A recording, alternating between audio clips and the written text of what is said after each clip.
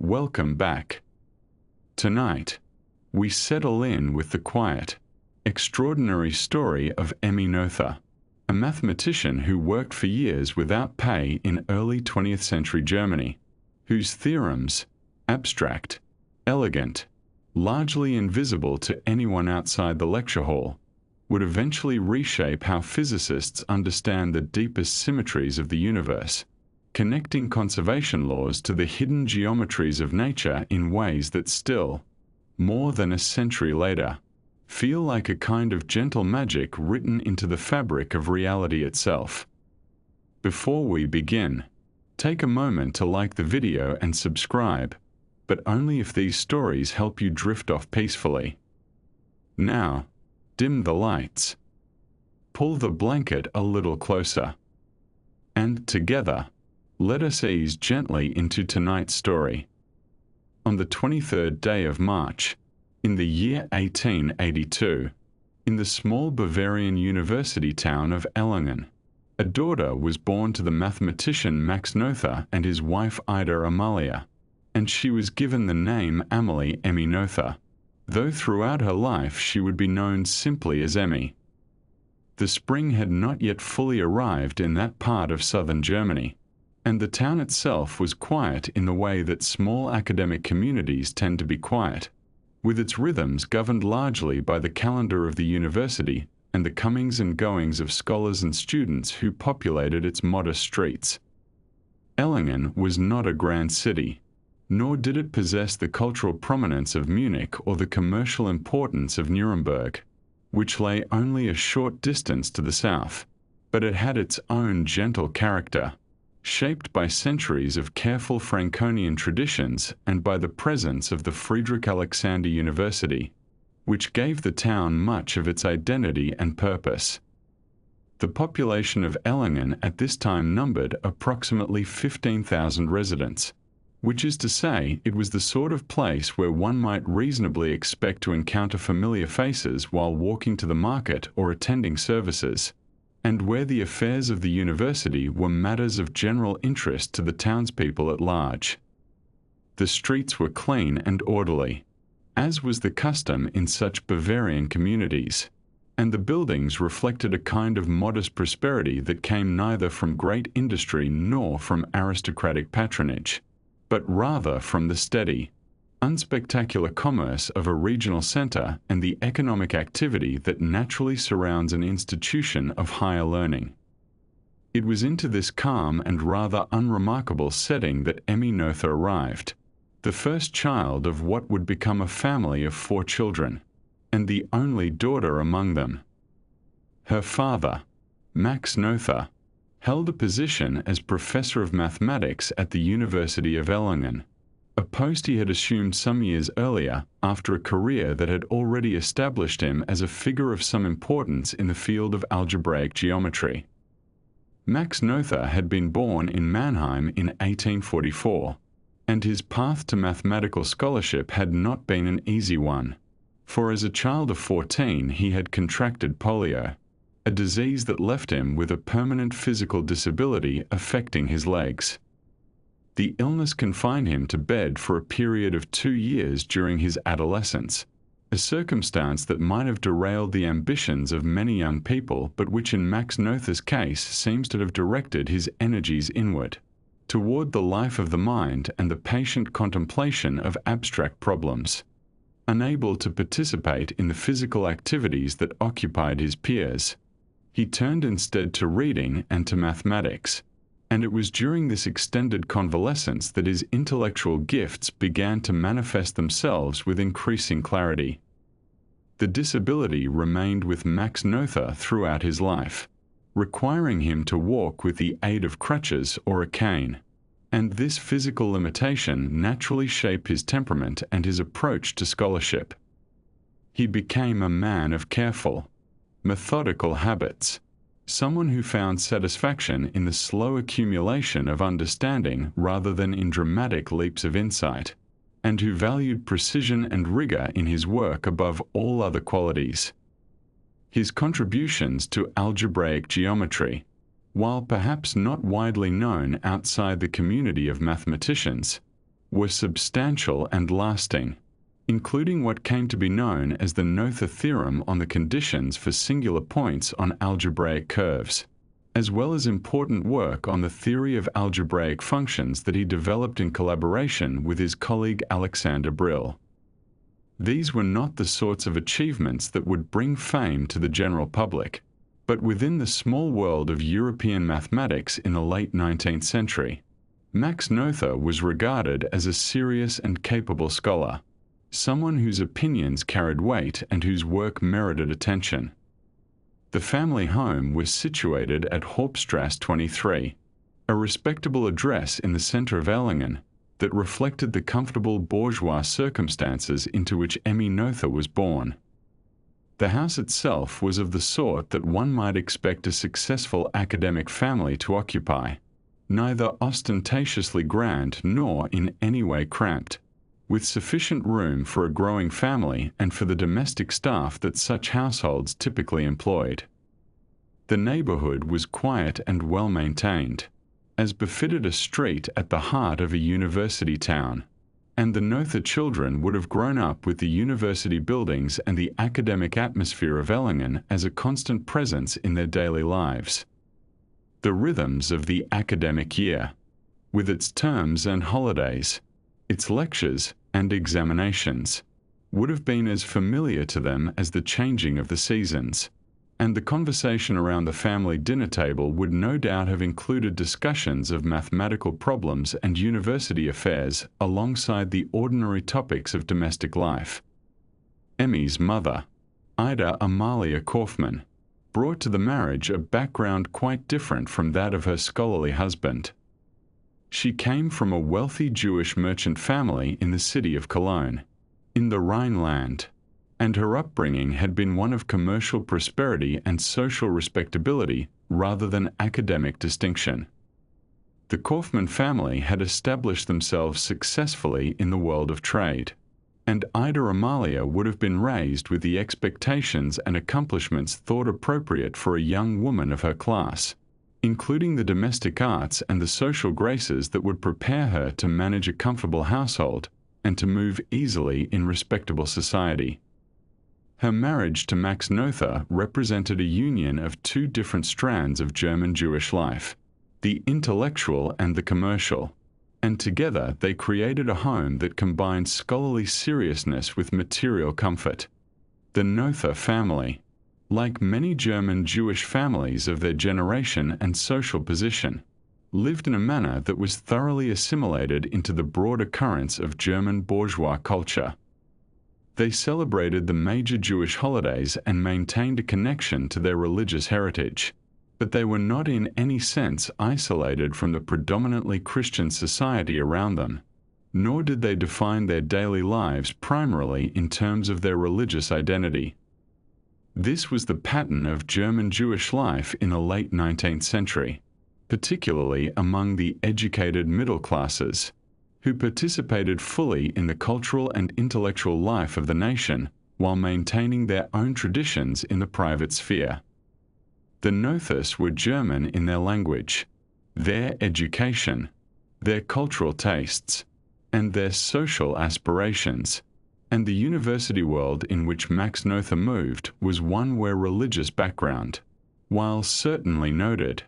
was not necessarily a barrier to professional advancement or social acceptance, at least not in the overt ways that it had been in earlier generations. In the years following Emmy's birth, the household grew with the arrival of additional children, each adding their own presence to the family dynamic. In 1883, a son was born and given the name Alfred,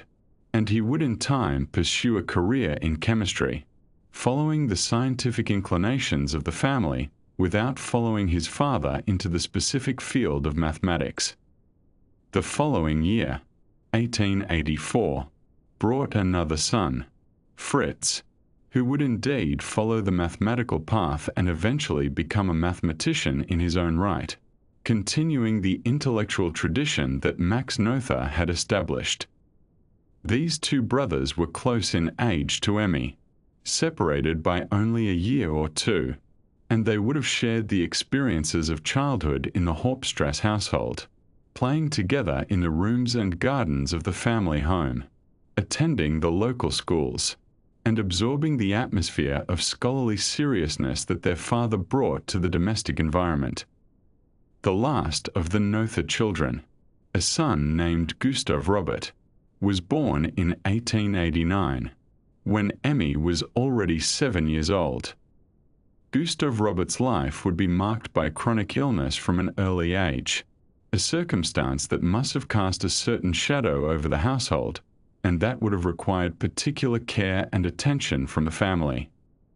The nature of his condition meant that he would not enjoy the robust health of his siblings, and his presence in the family would have been a reminder of the fragility of life and the unpredictability of fate, even in a household that was otherwise blessed with comfort and security. Gustav Robert's struggles with his health continued throughout his life, and he never achieved the professional distinction that his siblings would attain,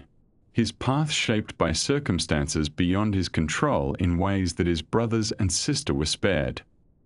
During these early years of her childhood, Emmy Noether gave no particular indication of the extraordinary mathematical abilities that would later define her career and secure her place in the history of science. By all accounts, she was a normal and cheerful child, one who enjoyed the ordinary pleasures of childhood without displaying the precocious brilliance that sometimes marks future prodigies. She liked to dance, as many young girls did, and she took pleasure in social gatherings and parties, participating with evident enjoyment in the festivities that punctuated the calendar of a comfortable bourgeois family. There was nothing in her early behavior or interests that would have suggested to her parents or to anyone else that she was destined for a life of mathematical discovery, and indeed her path toward mathematics would come later, through a gradual awakening of interest rather than through any dramatic early revelation. This absence of early signs is worth noting, for it reminds us that genius does not always announce itself in childhood, and that the capacities that would later make Emmy Noether one of the most important mathematicians of the 20th century were not apparent in the little girl who played in the house on Hauptstrasse and attended the local schools of Ellingen. Her early education followed the conventional pattern for girls of her time and class, focusing on the skills and knowledge thought appropriate for young women who would be expected to manage households and participate in the social life of their communities. Mathematics was not a subject that figured prominently in this curriculum, and there would have been no particular expectation that the daughter of a mathematics professor would herself pursue the subject, however distinguished her father might be in his field. Max Noether's physical disability, which had so profoundly shaped his own intellectual development, created a certain atmosphere in the household, one in which scholarly pursuits were valued highly and in which patience and persistence were understood to be virtues of the first order. The children grew up watching their father work, observing his careful habits of thought and his dedication to his mathematical research, and this example must have conveyed certain lessons about the life of the mind, even if those lessons were not explicitly taught. The household was one where books were abundant and where intellectual conversation was a regular feature of daily life, and even if Emmy showed no early aptitude for mathematics, she was certainly exposed from her earliest years to an environment in which learning was respected, and in which the pursuit of knowledge was understood to be a worthy occupation. The town of Ellingen itself provided a setting that was conducive to such a life, with its quiet streets and its academic atmosphere, its freedom from the distractions and pressures of larger cities, and its community of scholars who formed the social world in which the Noether family moved. It was not an exciting place, perhaps, but it was a stable and secure one, a town where a family could raise children in comfort, and where the values of education and scholarly achievement were woven into the very fabric of daily existence. The university cast its influence over everything, from the rhythm of the calendar to the topics of conversation, And the Noether children grew up in a world where the life of a professor was not merely a profession but a way of being, a vocation that shaped every aspect of one's existence. And so the years of Emmy Noether's early childhood passed in this quiet and comfortable setting, with the family growing and the household routines establishing themselves in the familiar patterns of bourgeois domestic life. There were holidays to celebrate and birthdays to mark. There were the daily rhythms of meals and lessons and play. And there was the steady presence of Max Noether working in his study, pursuing the mathematical problems that occupied his mind. Emmy danced at parties and learned the skills expected of a young girl of her class, and nothing in those early years suggested that she would one day transform the very foundations of abstract algebra and contribute theorems that would reshape our understanding of the physical universe. But the foundations were being laid, quietly and without fanfare, in the family home at Hauptstrasse 23, in the small university town of Ellingen, where a cheerful little girl was growing up surrounded by books and learning and the example of a father who had overcome his own difficulties to build a life of the mind. In the quiet university town of Ellingen, nestled in the rolling Franconian countryside of Bavaria, the years of Emmy Noether's childhood unfolded with the gentle predictability that characterized bourgeois German life in the final decade of the 19th century. The town itself was modest in size but distinguished by its university, the Friedrich Alexander Universität, where her father Max Noether held his professorship in mathematics, and the presence of this institution cast a long and subtle influence over the household in which Emmy grew. From the age of 7, beginning in the year 1889, she attended the Städtische Hohe Tochterschule, which we might translate as the Municipal Higher Daughter School, an establishment designed specifically for the education of young women from respectable families, and it was here that she would spend the following 8 years of her life, receiving the sort of instruction considered appropriate for girls of her station. The curriculum at such institutions was carefully constructed to prepare young women not for professional life or academic pursuits, but rather for the domestic and social responsibilities that awaited them as wives and mothers in middle-class German households. Emmy sat in classrooms where the primary languages of instruction included French and English, both considered essential accomplishments for any cultivated young woman who might one day be called upon to entertain guests, correspond with relatives abroad, or simply demonstrate the refinement expected of her class. The study of these languages occupied considerable hours of each week, with attention paid to grammar, vocabulary, reading comprehension, and the proper forms of written correspondence. For a well-bred German girl was expected to express herself with elegance and correctness in at least 1 or 2 foreign tongues. Arithmetic was also taught, though in a manner quite different from the rigorous mathematical training received by boys at the gymnasium, focusing instead on the practical calculations a household manager might need to perform, such as keeping domestic accounts, measuring quantities for recipes, or managing the family budget during her husband's absence. Beyond these academic subjects, the curriculum included substantial instruction in what were termed household skills, encompassing needlework, embroidery, and the various domestic arts that a young wife would need to oversee even if she employed servants to perform the actual labor. The theory was that a woman must understand thoroughly the work she directed, and so Emmy and her classmates learned the proper methods for maintaining linens, organizing pantries, planning menus for different occasions, and managing the complex logistics of a well-run bourgeois home. Piano instruction formed another central pillar of this education, for musical accomplishment was considered one of the most desirable attributes in a young woman of good family, enabling her to provide entertainment at social gatherings and to bring culture and refinement to her future domestic sphere. The hours spent practicing scales and simple pieces, learning to read sheet music and developing proper technique at the keyboard were regarded as essential investments in a girl's future social success. Emmy attended her classes and completed her assignments with apparent diligence,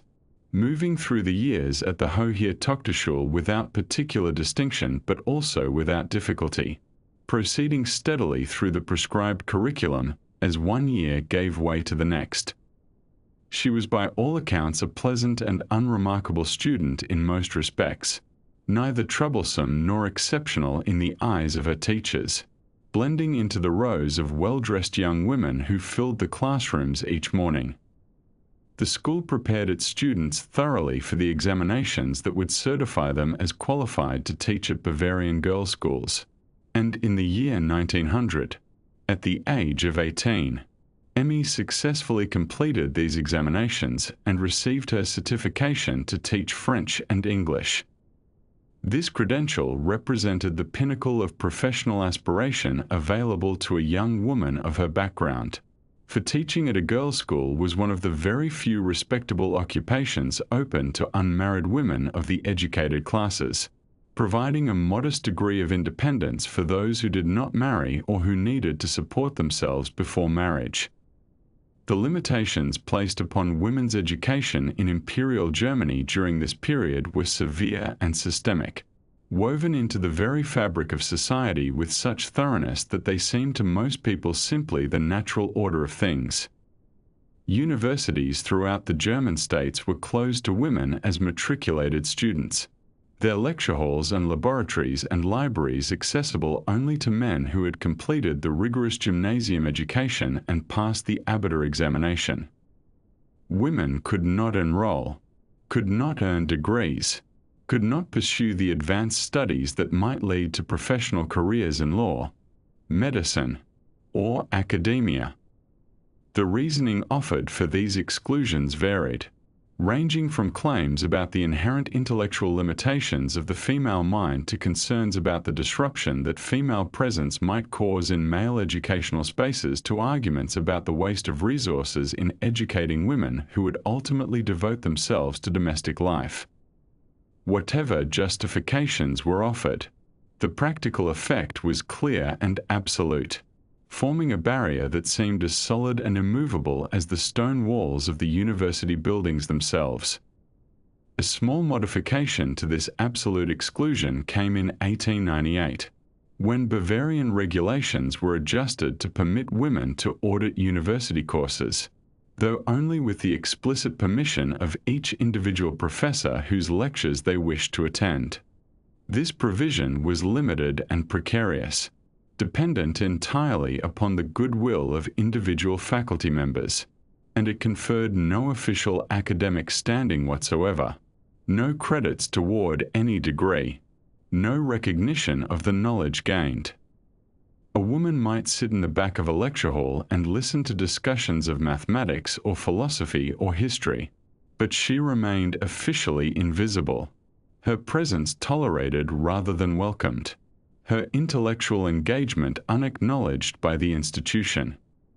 Still, this small opening represented something, a crack in the edifice through which a determined woman might glimpse the wider world of scholarly learning, and in the years to come it would prove significant in Emmy's own path, though during her time at the Hochschule she could not have known how her life would unfold. The domestic expectations for young women of Emmy's class were comprehensive and clearly defined, forming a template for adult life that most girls absorbed without question simply by observing their mothers, aunts, and older sisters. Marriage was understood to be the proper and desirable destiny of every respectable young woman, not merely as a romantic aspiration but as an economic and social necessity. For an unmarried woman occupied an awkward position in German bourgeois society, neither fully adult nor entirely respectable unless she could claim some exceptional circumstance to explain her single state. The husband a young woman secured would determine her social standing, her material comfort, her daily occupation, and the environment in which she would raise her children, and thus the years of girlhood were understood as preparation for this crucial transition.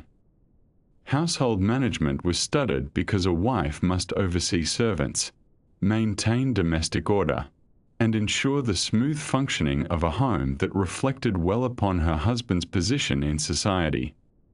Social entertaining was practiced because a wife must host dinners, receive callers, and maintain the network of relationships that supported her husband's professional advancement.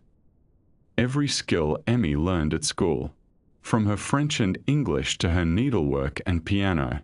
was ultimately oriented toward this domestic future. Within the Noether household itself, Emmy's daily life included responsibilities that extended beyond her own education and entertainment. Her younger brother Gustav, born in 1884, suffered from chronic illness throughout his childhood, requiring ongoing care and attention that fell partly to Emmy as an elder sister in a household where such duties were naturally assumed by female family members. The precise nature of Gustav's condition is not entirely clear from historical records, but his persistent health difficulties meant that someone must watch over him, sit with him during difficult periods, and provide the gentle companionship that a sick child needs. Emmy participated in this care as a matter of course, spending hours at her brother's bedside or entertaining him with quiet activities suited to his condition, developing through this experience a patience and tenderness that would characterize her relationships throughout her life. Gustav would eventually recover sufficiently to pursue his own education and career,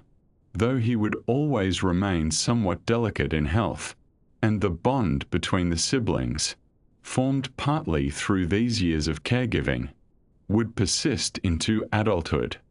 What distinguished Emmy's childhood from that of many girls in similar circumstances was the intellectual atmosphere that pervaded the Noether home,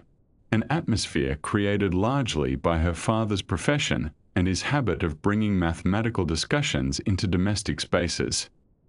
Max Noether was a respected mathematician whose work in algebraic geometry had earned him recognition throughout the German mathematical community, and he maintained correspondences and friendships with colleagues who shared his scholarly interests.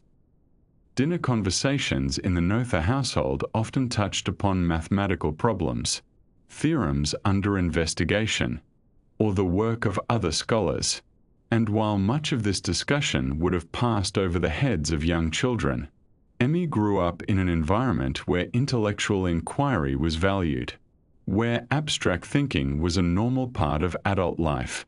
and where the pursuit of mathematical knowledge was treated with the respect accorded to any important human endeavor. Among the mathematicians who visited the Noether home and dined with the family was Paul Gordon, a professor at the University of Ellingen whose own work focused on invariant theory, a branch of algebra concerned with properties that remain unchanged under certain transformations. Gordon was known for his computational approach to mathematics, his ability to perform complex algebraic manipulations, and his somewhat old-fashioned methods compared to the more abstract approaches gaining favor elsewhere in Europe. He was also known as a warm and generous colleague, and his presence at the family table introduced Emmy to the reality that mathematicians were not distant figures in books but living persons who laughed, ate, and conversed about their work in ordinary domestic settings. Whether Gordon ever addressed mathematical topics directly to the young Emmy during these dinners, whether she listened from the edges of adult conversation or sat absorbed in her own thoughts, we cannot say with certainty, but the exposure to serious mathematical thinking as a normal feature of daily life surely left its mark upon a receptive mind. Emmy herself showed certain inclinations that hinted at intellectual interests extending beyond the conventional curriculum of her school. At family gatherings and social occasions, she reportedly took particular pleasure in puzzles and brain teasers, those mathematical amusements that challenge one to find patterns, solve logical riddles, or work through problems requiring systematic reasoning. While such entertainments were common enough diversions at bourgeois social events, Emmy's enjoyment of them was noted by family members as especially keen. A fondness for the mental exercise involved in untangling knotty problems and arriving at satisfying solutions. This affinity for puzzle solving,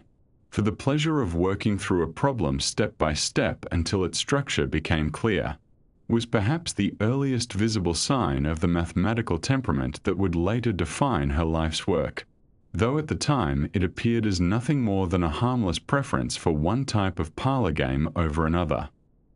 In physical appearance and manner, Emmy was an ordinary girl of her place and time, distinguished by no particular beauty or grace, comfortable rather than elegant in her bearing. She was notably nearsighted, a condition that required her to peer closely at books and papers, and that gave her face a characteristic expression of concentrated attention. She also had a mild lisp, a slight difficulty in pronunciation that affected her speech without preventing communication, and that she would retain throughout her life without apparent self-consciousness. These physical traits, the nearsightedness and the lisp, were simply part of who she was, neither hidden nor emphasized, accepted with the matter-of-fact attitude that characterized her approach to most aspects of life. She was not a delicate or particularly graceful child, not destined to charm through conventional feminine accomplishments, but rather a sturdy and practical girl whose strengths lay elsewhere than in the drawing-room graces her education was designed to cultivate. As the 19th century drew toward its close and Emmy approached the end of her time at the Hochschule, her future appeared to lie along well-worn and thoroughly conventional paths. She would perhaps teach French and English for some years at a girls' school, contributing modestly to her own support while waiting for a suitable marriage proposal, or she might move directly into domestic life if an appropriate match presented itself. She would manage a household, raise children, maintain social connections, and perhaps retain enough of her languages to read the occasional French novel or correspond with distant relatives. The vast edifice of higher education, the university where her father taught, the mathematical researches discussed at her family's dinner table, these belonged to a world officially closed to her, as to all women of her generation. And yet history would unfold differently than anyone watching the young Emmy Noether in 1900 could possibly have predicted. For the small regulatory change of 1898, permitting women to audit university courses with individual permission, had opened a door that she would eventually choose to enter, though the years immediately ahead would first carry her in other directions before mathematics finally claimed her completely. Around the turn of the century, as the year 1900 arrived with all its quiet promise of a new era, Emmy Noether found herself at a crossroads that many young women of her time would have recognized, though few would have resolved in quite the way she did. She had completed her schooling. She had passed the examinations that would have permitted her to teach French and English at schools for girls, and by all ordinary measures, she had accomplished what a respectable young woman of her background might reasonably accomplish. She could have taken up a position as a language teacher, could have spent her days conjugating verbs and correcting grammar, could have lived a comfortable and entirely predictable life in the gentle rhythms of the classroom. But something in Emmy Noether turned away from that well-worn path, turned instead toward the subject that had always called to her through her father's work, through the conversations at the family dinner table, through the very air of Erlangen itself, which seemed to breathe mathematics as naturally as other towns might breathe the scent of bread from their bakeries or flowers from their gardens. The decision to pursue mathematics rather than language teaching was not, by any external measure, a sensible one. There was no clear path forward for a woman who wished to study advanced mathematics in Germany at that time. No welcoming doors thrown open. No encouraging voices saying yes, come in. "We have been waiting for someone just like you." The universities were, with very few exceptions, closed to women as official students, and even where some accommodation might be made, it was always provisional, always dependent on the goodwill of individual professors, always shadowed by the possibility that permission once granted might be withdrawn. But Emmy Noether possessed, even at this early age, a certain steadiness of purpose that seemed to take no particular notice of obstacles, not because she was unaware of them, but because she had already decided that they were not sufficient reason to abandon what she wished to do. And so, in the year 1900, Emmy Noether began attending courses at the University of Erlangen, not as an official student, because that was not yet possible, but as an auditor, which is to say, as someone who was permitted to sit in the lecture halls and listen to the professor speak, but who could not officially enroll, could not take examinations for credit, could not work toward a degree. She was, in this arrangement, something like a guest at a banquet who is allowed to watch others eat but is not offered a plate of her own. The professors had to grant their individual permission for her to attend their lectures, and this permission was given course by course, professor by professor, with nothing guaranteed and everything contingent on continued goodwill. During these years, from 1900 to 1902, Emmy Noether was one of only 2 women among nearly 1,000 students at the University of Erlangen, a statistic that tells its own quiet story of isolation and determination. Imagine, if you will, walking into a lecture hall filled with hundreds of young men,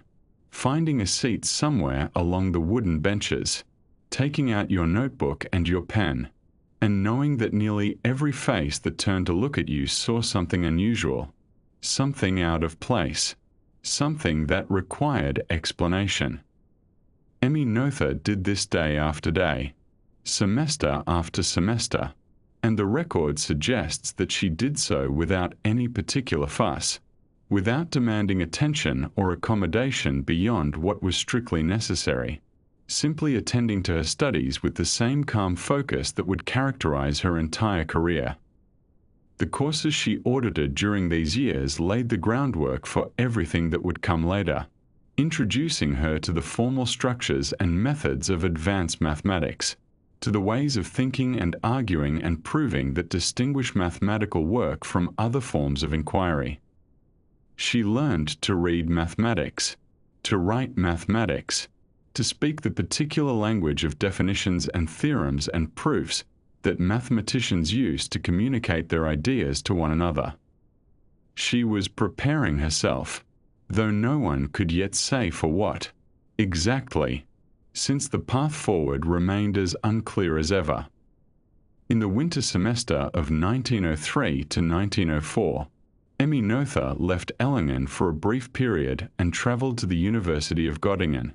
which was at that time one of the most important centres for mathematical research in the entire world.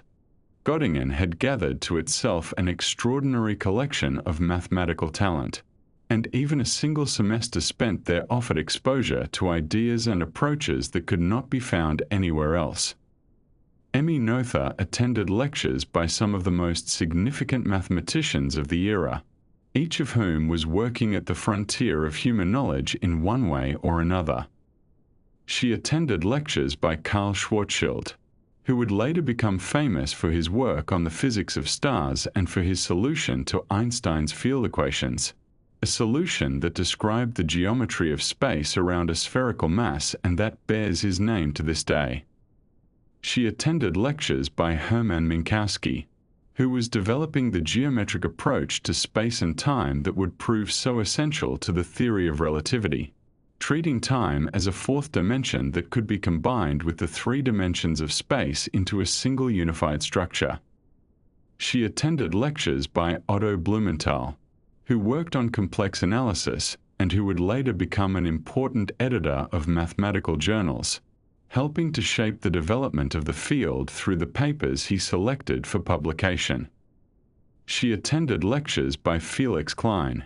one of the giants of 19th-century mathematics, whose work on geometry and group theory had opened up entirely new ways of thinking about mathematical structures, and whose Ellingen program had proposed a revolutionary way of classifying different geometries according to the symmetries they preserved. And she attended lectures by David Hilbert, who was perhaps the most influential mathematician of his generation, a man whose list of 23 unsolved problems had set the agenda for mathematical research at the turn of the century, and whose work ranged across nearly every area of mathematics with a breadth and depth that few could match. Hilbert's lectures would have introduced Emmy Noether to the most current questions in mathematical research, to the methods being developed to attack those questions, and to the particular style of rigorous abstract thinking that characterized the Göttingen school. She was, during this brief semester, breathing the very air of mathematical greatness, absorbing influences that would shape her thinking for years to come. But the semester at Göttingen was only a temporary sojourn, a brief visit to the mathematical capital before returning to Ellingen, where her father still taught and where her prospects, such as they were, remained tied to the possibility that the legal situation might someday change. And change, at last, it did. In 1904, the state of Bavaria passed a law that finally permitted women to matriculate at its universities as official students, to enroll formally, to take examinations for credit, to work toward degrees that would be recognized and recorded. This was not a dramatic revolution, not a sudden transformation of attitudes, but rather a quiet administrative adjustment that opened doors which had previously been closed,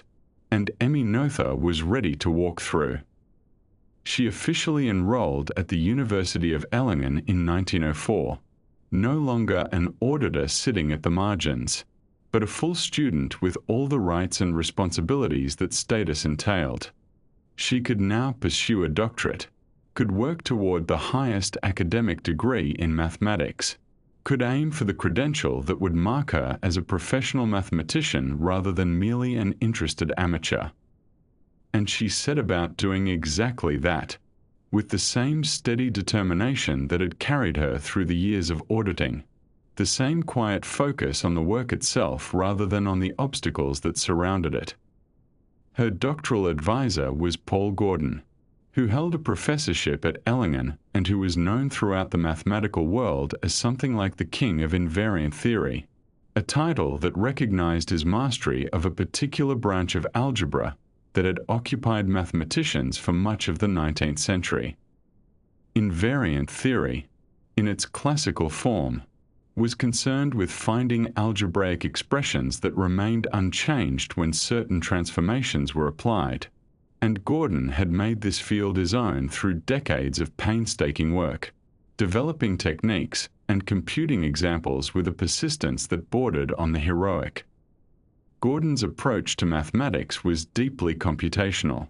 involving massive symbolic calculations that could stretch across page after page of careful algebra. He worked with polynomials and transformations, with systems of equations and their solutions, building up elaborate structures through the patient accumulation of formulas and identities. This was mathematics as a kind of craftsmanship, requiring patience and precision and a tolerance for long hours of detailed calculation, and Gordon was its acknowledged master. His proofs were often constructive, showing not merely that certain invariants existed but actually computing them, writing them down, making them available for inspection and use. Under Gordon's supervision, Emmy Noether undertook a doctoral dissertation that was very much in her advisor style, a work of computational algebra that required her to master the techniques of invariant theory and apply them to a specific problem. The problem she addressed concerned ternary biquadratic forms, which is to say, polynomial expressions in 3 variables where each term has degree 4. These forms could be transformed in various ways, rotated and stretched and reflected according to certain rules, and the question was to find all the invariants, all the algebraic expressions built from the coefficients of such forms that would remain unchanged no matter which transformation was applied. This was a problem that demanded enormous computational effort, the kind of work where one mistake in a long chain of calculations could invalidate everything that followed, where success required not only mathematical insight but also a kind of clerical stamina, a willingness to check and recheck, to organize and reorganize, to keep track of hundreds of separate pieces as they accumulated toward a final result. Emmy Noether proved equal to the task. Her dissertation, completed in 1907, bore the title On Complete Systems of Invariants for Ternary Biquadratic Forms, and it presented a complete enumeration of the invariants for the forms in question. She computed 331 distinct covariant forms, a catalogue of algebraic expressions that together captured everything that could be said about ternary biquadratic forms in the language of classical invariant theory. The dissertation was, by any measure, a substantial piece of work, demonstrating mastery of difficult techniques and the ability to carry through a complex mathematical project to completion. The committee that examined her work was impressed, and on the 13th of December, 1907, Emmy Noether was awarded her doctorate summa cum laude, the highest distinction, recognizing not merely competence but excellence. She was only the second woman to earn a mathematics doctorate from a German university, a distinction that marked how unusual her achievement was in the context of her time. And yet, in later years, Emmy Noether herself would look back on this dissertation with something less than pride. She would describe it, in her characteristically direct way, as work that she did not particularly value, calling it crap in the plain language she preferred, or describing it as a jungle of formulas, a thicket of calculations that obscured rather than illuminated, that accumulated detail without providing insight. This harsh self-assessment reflected the direction her mathematical thinking would take in the years ahead, away from the computational approach of her doctoral work and towards something more abstract, more structural, more concerned with general principles than with specific calculations. But that transformation lay in the future. In December of 1907, Emmy Noether had achieved something remarkable, had earned the highest academic credential in mathematics from a German university at a time when women were barely permitted to be there at all, had demonstrated her abilities under the most challenging circumstances, and had opened the door, however slightly, for others who might follow. She was 25 years old. She held a doctorate summa cum laude, and the question of what she might do next remained entirely open. After receiving her doctorate in December of 1907, Emmy Noether found herself in a position that was, by any measure, professionally ambiguous, and yet she remained at the Mathematical Institute of Ellingen, continuing her work in the very halls where she had completed her studies, now as an unpaid research assistant with no official standing and no prospect of advancement within the structures that governed academic life in Germany at that time. The years between 1908 and 1915 represent a period of patient persistence, of quiet transformation, of work undertaken without salary or title, and it was during these years that Emmy Noether began to emerge as a mathematician whose reputation would gradually spread beyond the provincial boundaries of Ellingen, reaching correspondents and colleagues across Europe who recognized in her something distinctive and valuable. The position she occupied was not unusual for women in German academia at the turn of the century, though this fact does little to diminish how limiting such circumstances truly were. She worked alongside her father, Max Noether, who still held his professorship at Erlangen and who continued his own research into algebraic geometry even as his health began its slow decline. The Mathematical Institute was familiar to her, the faculty were known to her, and the resources of the library and the intellectual community were available to her.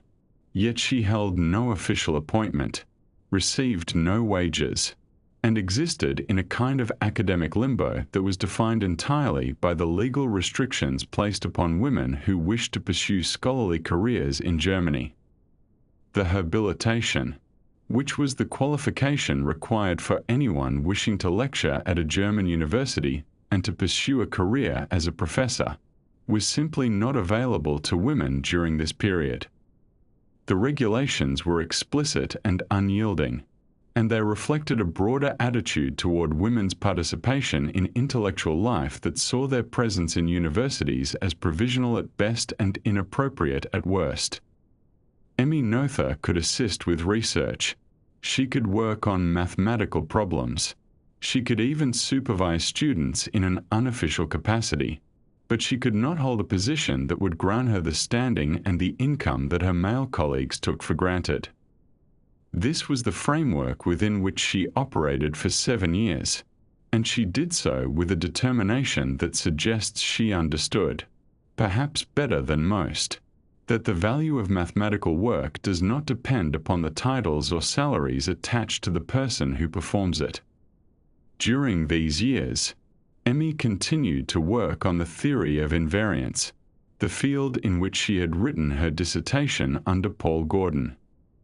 Her early publications extended the computational methods she had learned from Gordon, exploring the intricate calculations required to classify and enumerate the invariants associated with various algebraic forms.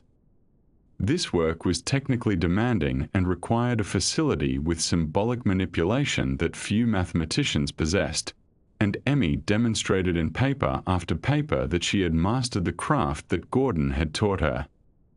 Yet even as she continued this computational work, events were unfolding that would redirect her mathematical interests towards something quite different. In 1911, Paul Gordon retired from his position at Erlangen, and his chair was filled by Ernst Fischer, a mathematician whose approach to algebra differed markedly from Gordon's in both style and substance. Where Gordon had favored explicit computation, the enumeration of specific invariants through painstaking calculation, Fischer worked in a more abstract register, emphasizing the axiomatic foundations of algebraic structures and seeking general principles that could unify and explain particular results. Fischer was influenced by the work of David Hilbert, whose famous basis theorem had demonstrated that questions about invariance could be addressed through abstract existence proofs, rather than through the laborious construction of complete systems of generators. Hilbert's methods had been controversial when they first appeared, and Gordon himself had famously expressed skepticism about proofs that asserted the existence of mathematical objects without actually producing them. Yet by the time Fischer arrived at Erlangen, the power and elegance of these abstract approaches had become increasingly apparent to the mathematical community. Emmy Noether's encounter with Ernst Fischer proved to be transformative. Under his influence, and through their conversations and collaborations, she began to shift away from the computational style of her dissertation toward the axiomatic, structural approach that would come to define her mature work. This transition was not instantaneous, and traces of her earlier computational training remained visible in her publications for some time. Yet the direction of her development became clear. She began to think about algebraic systems not merely as collections of objects to be enumerated, but as structures defined by their properties, their operations, and the relationships between their elements.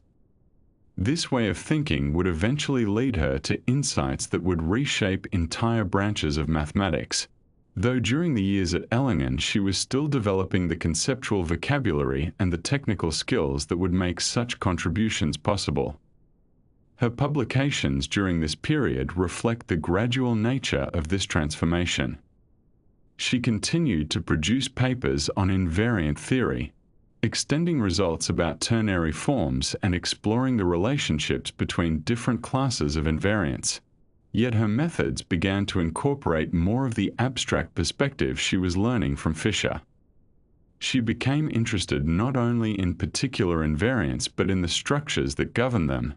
the rings and ideals and modules that would later become central to her work. The influence of Fisher cannot be overstated, and Emmy herself acknowledged in later years that their interactions during this period were crucial to her mathematical development, setting her on a path that would lead away from the traditions of her doctoral training and toward the innovations for which she would eventually become celebrated. As her mathematical approach evolved, so too did her reputation among the community of algebraists who followed developments in invariant theory and related fields. Correspondence began to flow between Ellingen and other centers of mathematical research, and Emmy's name became known to scholars who had never met her but who recognized the quality of her work from her publications. In 1908, she was elected to membership in the Circolo Matematico di Palermo, an Italian mathematical society that published one of the important journals in the field, and whose membership included many of the leading mathematicians of the day. This election was a recognition that her work had reached an international audience, and that her contributions were valued beyond the narrow confines of Ellingen. The following year, in 1909, she received an invitation that marked another milestone in her emerging career. The German Mathematical Society, the Deutschen Mathematikervereinigung, held its annual meeting in Salzburg, and Emmy was invited to deliver an address to the assembled mathematicians. Such invitations were extended to scholars whose work was considered significant and whose ideas were thought worthy of presentation to the broader community, and for Emmy to receive one while still an unpaid assistant without any official position was a testament to the regard in which her research was held. She traveled to Salzburg and presented her work on invariance to an audience of her peers, standing before them not as a professor or a Privatdozent but simply as a mathematician whose results spoke for themselves. Meanwhile, at Ellingen, her role at the Mathematical Institute became increasingly important as her father's health began to deteriorate. Max Noether, who had been a productive and respected mathematician throughout his career, was now aging, and the physical difficulties he had faced since childhood, the residual effects of the polio that had affected him as a young person, were compounded by the ailments of advancing years. Emmy found herself assisting not only with research but with the practical duties of academic life, including the supervision of doctoral students who were officially working under her father's direction but who increasingly relied upon Emmy for guidance and instruction. This unofficial supervision was another consequence of the restrictions that prevented her from holding a proper academic position. She could not formally advise students. She could not serve on examination committees. She could not sign off on dissertations as the responsible faculty member. Yet she could and did provide the intellectual guidance that these students needed to complete their work. Her father remained the official supervisor, the name that appeared on the paperwork, but those who worked closely with the Noether family understood that Emmy's contributions to the training of the next generation of mathematicians at Ellingen were substantial and essential. During the academic years of 1913 and 1914, Max Noether's health declined to the point where he was unable to fulfill his lecturing duties, and Emmy stepped into this role as well, delivering lectures to his students in his stead. Once again, this arrangement was unofficial, a practical accommodation to circumstances rather than a recognition of her qualifications, yet it allowed her to develop the skills of exposition and pedagogy that would later characterize her teaching at Göttingen. She stood before classes that she was not officially permitted to teach, explaining material that she had mastered long ago, and her students learned from her even though the university's records would show her father's name attached to the courses. Her brother Fritz, who was 4 years her junior, was pursuing his own mathematical career during this same period, though his interests lay in a different direction from Emmy's. Fritz Noether had gravitated toward applied mathematics, studying problems related to mechanics and mathematical physics, and he too would go on to a productive career, eventually holding academic positions that were available to him as a man in ways that they were not available to his sister. The two siblings maintained a warm relationship throughout their lives, and Fritz's work, though less famous than Emmy's, contributed to the mathematical developments of the early 20th century in its own right. The years at Ellingen were formative for Emmy Noether in ways that extended beyond her mathematical development. She learned to work without recognition, to persist in the face of institutional barriers, and to find satisfaction in the mathematics itself rather than in the external rewards that her male colleagues received.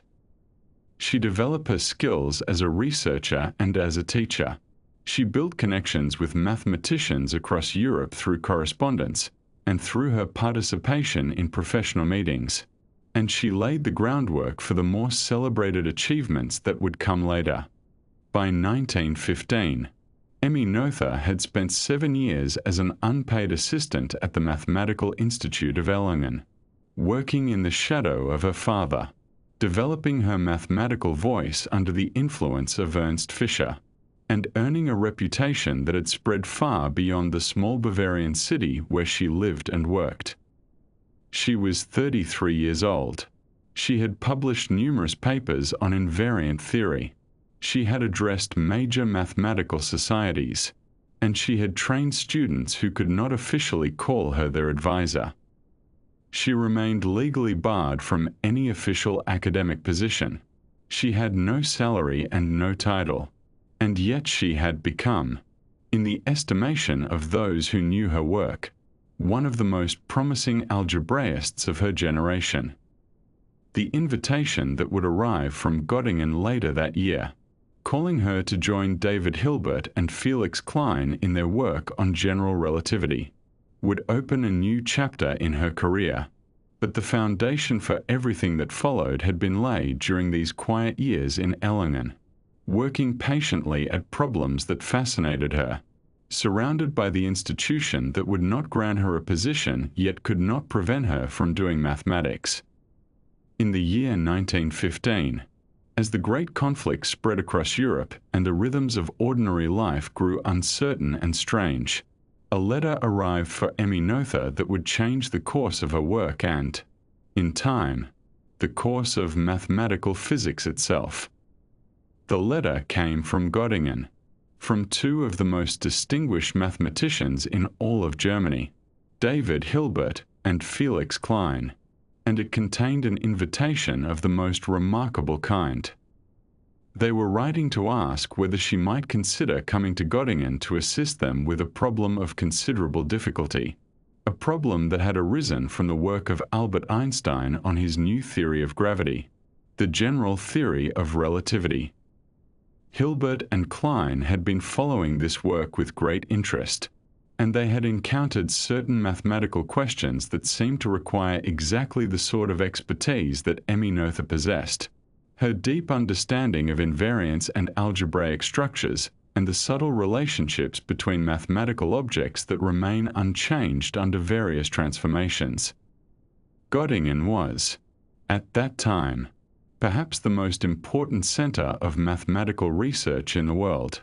a place where the greatest minds of the discipline gathered to teach and to think and to push forward the boundaries of human understanding. To receive an invitation from Hilbert and Klein was to receive a recognition of the highest order, an acknowledgement that one's work had reached a level of significance that could not be ignored.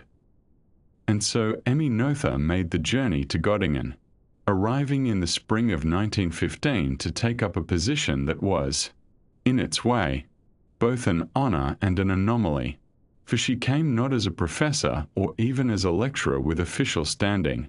but rather as a guest, a collaborator whose presence was welcomed by those who understood her abilities, even as it remained uncertain what formal role she might be permitted to hold. The difficulty, as it so often was in those years, concerned the question of whether a woman could be admitted to the faculty of a German university. The process by which a scholar achieved the right to teach independently at a German university was called the habilitation, and it required not only the completion of a significant piece of original research, but also the approval of the faculty as a whole. When Hilbert proposed that Emmy Noether should be granted her habilitation and thus be permitted to lecture under her own name, the proposal was met with resistance from certain quarters of the university, particularly from the historians and the philosophers who sat on the faculty alongside the mathematicians and scientists. These colleagues were not persuaded that a woman should be admitted to the faculty, regardless of her qualifications, and they raised objections that had nothing to do with the quality of her scholarship and everything to do with traditions and conventions that they were reluctant to see disturbed. There is a story told about a faculty meeting that took place during this period, a meeting at which the question of Emmy Noether's habilitation was discussed and debated. The objections raised by the historians and philosophers centered on the simple fact of her sex, the argument being that it would be improper or unprecedented or somehow inappropriate for a woman to hold such a position. And it was at this meeting, so the story goes, that David Hilbert offered a response that has echoed down through the years, a remark that captured both his impatience with such reasoning and his confidence in the principle that scholarship should be judged on its merits alone. He said that he did not see that the sex of the candidate was an argument against her admission, and he added, with perhaps a touch of dry humor, that after all they were a university and not a bathhouse. The remark was pointed, and it made clear where Hilbert stood on the matter, but it did not immediately resolve the question, for the faculty was not prepared to grant Emmy Noether her habilitation, and she remained, for the time being, without the official standing that would have allowed her to teach in her own right. And so there began a period of several years, from 1915 through 1919, during which Emmy Noether worked and lectured at Göttingen under an arrangement that was, by necessity, somewhat unusual. The courses she taught were announced not under her own name but under the name of David Hilbert, with a note indicating that the lectures would be given with the assistance of Drive. E. Noether. In the official listings, the courses appeared as though they were Hilbert's, announced by Professor Hilbert, with the assistance of Drive. E. Noether, and yet it was she who stood before the students and delivered the material, she who guided them through the intricacies of invariant theory and algebraic structures, she who answered their questions and shaped their understanding. It was a compromise of a sort, a way of allowing her to do the work she was so clearly capable of doing while the formal barriers remained in place, and she accepted it with the same quiet determination that had characterized her approach to mathematics from the beginning. During these years, the work that Hilbert and Klein had invited her to undertake continued, and it led her toward one of the most profound discoveries in the history of mathematical physics. The problem that concerned them had to do with the conservation of energy in Einstein's general theory of relativity. In classical physics, the conservation of energy was a well-established principle, a law that stated that energy could neither be created nor destroyed but only transformed from one form to another. But in general relativity, where the geometry of spacetime itself was dynamic and could curve and shift in response to the presence of matter and energy, the question of what it meant to conserve energy became unexpectedly subtle.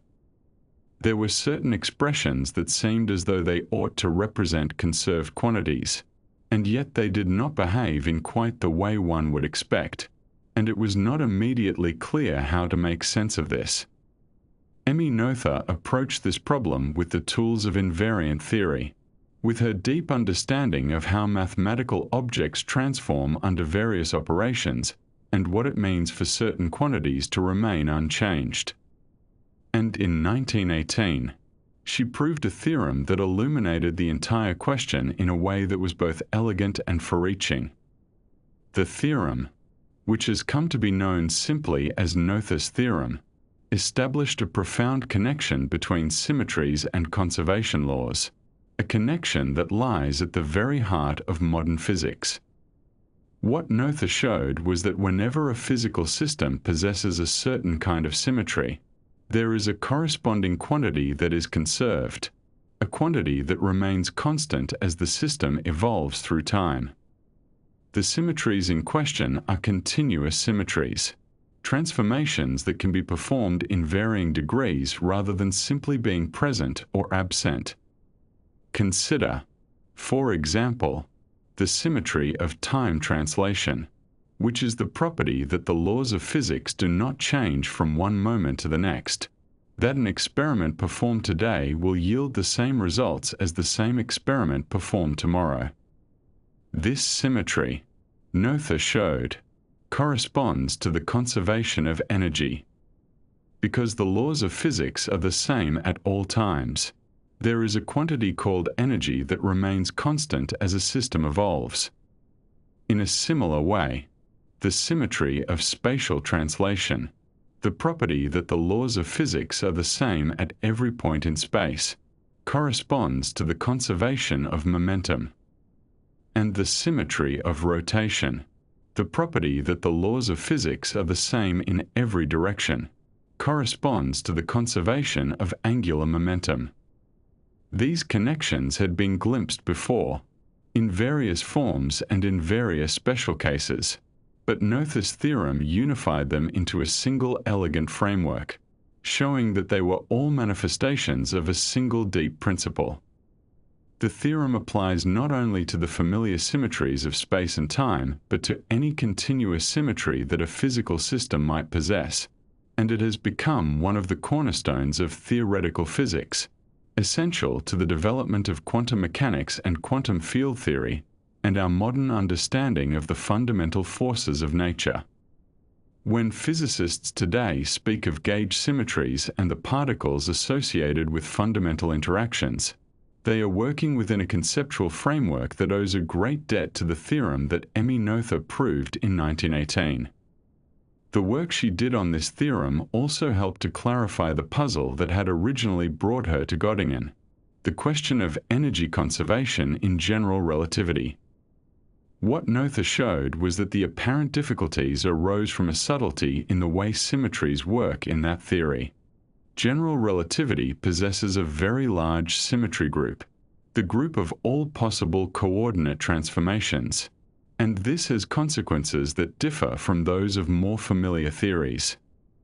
The theorem helped Hilbert and Klein and others understand why the expressions for energy in general relativity behaved in the way they did,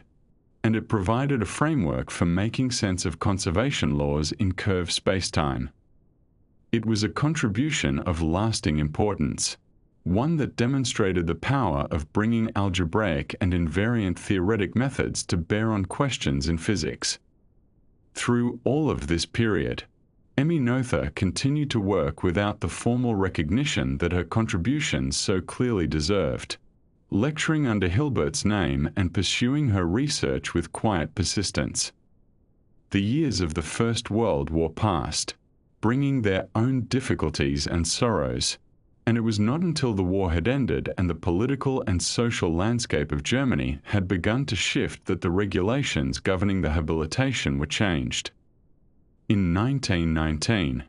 under new rules that no longer explicitly barred women from the process, Emmy Noether was at last granted her habilitation.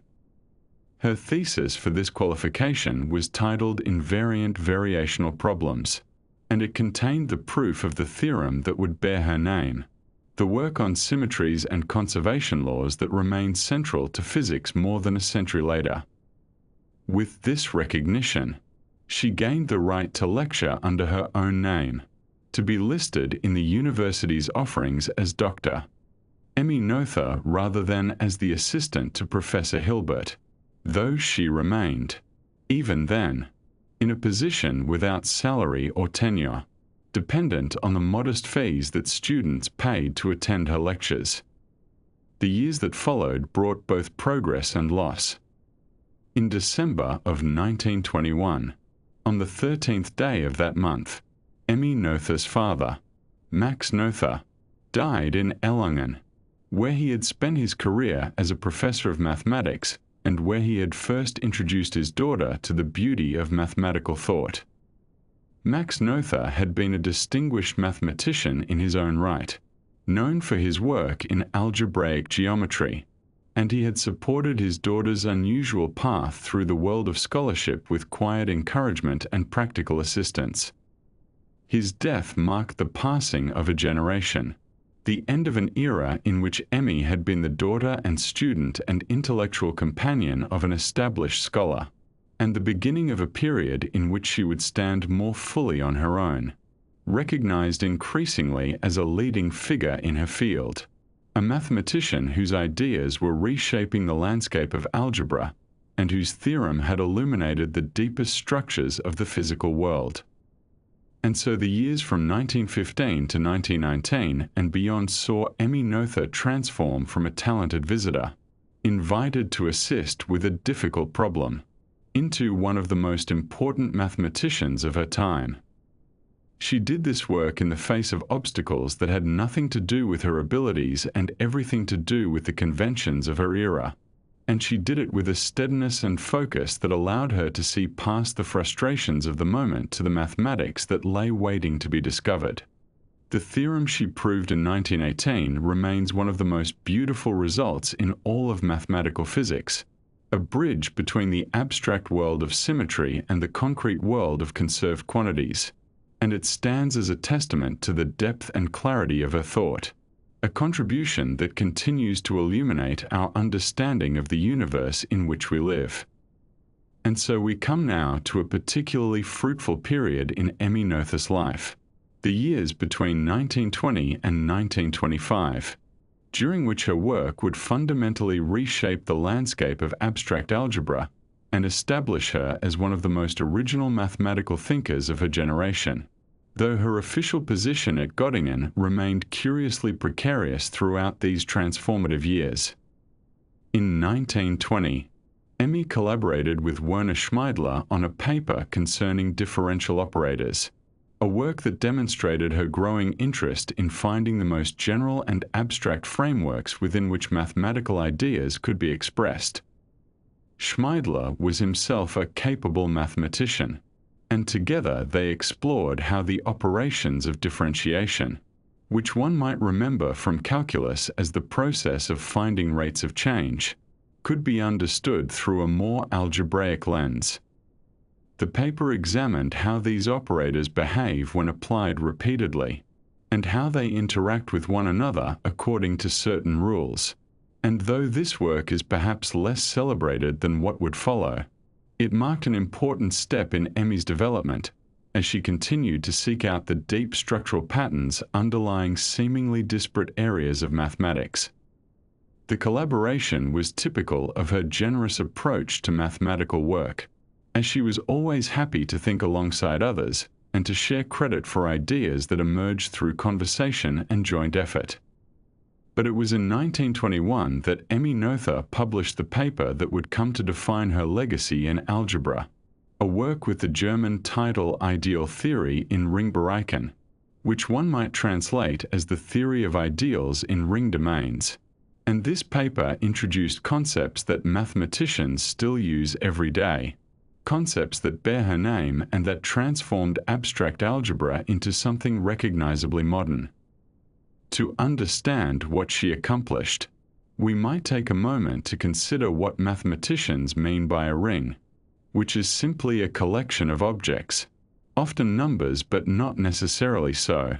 together with two operations that behave somewhat like addition and multiplication, following certain familiar rules about how these operations combine and distribute. The integers are a ring,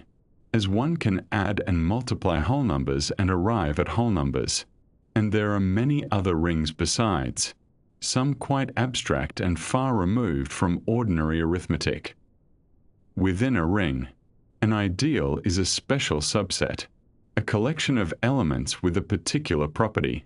namely that when you take any element of the ideal and multiply it by any element of the ring, the result remains within the ideal. This notion had been introduced decades earlier by Richard Dedekind in his work on algebraic number theory, where ideals served as a way to restore unique factorization in settings where it would otherwise fail. Emmy Noether took this concept and examined it with fresh eyes, asking what properties a ring must have for its ideals to behave in an orderly fashion, and she discovered that a certain condition, now called the ascending chain condition, was of fundamental importance. The ascending chain condition says, in essence, that if you have a sequence of ideals, each one contained within the next, this chain cannot go on forever growing larger without eventually stabilizing. At some point, you must reach an ideal beyond which there is no further growth. The chain must terminate, and this seemingly simple requirement has profound consequences for the structure of the ring. Rings satisfying this condition came to be called Noetherian rings in her honor, and they appear throughout mathematics with remarkable frequency. The integers form a Noetherian ring, as do the polynomials in finitely many variables with coefficients from a field, and many other rings that arise naturally in geometry and number theory. Emmy showed that in a Noetherian ring, every ideal can be expressed as a finite intersection of primary ideals, which are a generalization of prime powers, and this decomposition theorem gave mathematicians a powerful tool for understanding the structure of these algebraic objects. What made her work so revolutionary was not merely the theorem she proved, but the level of abstraction at which she operated.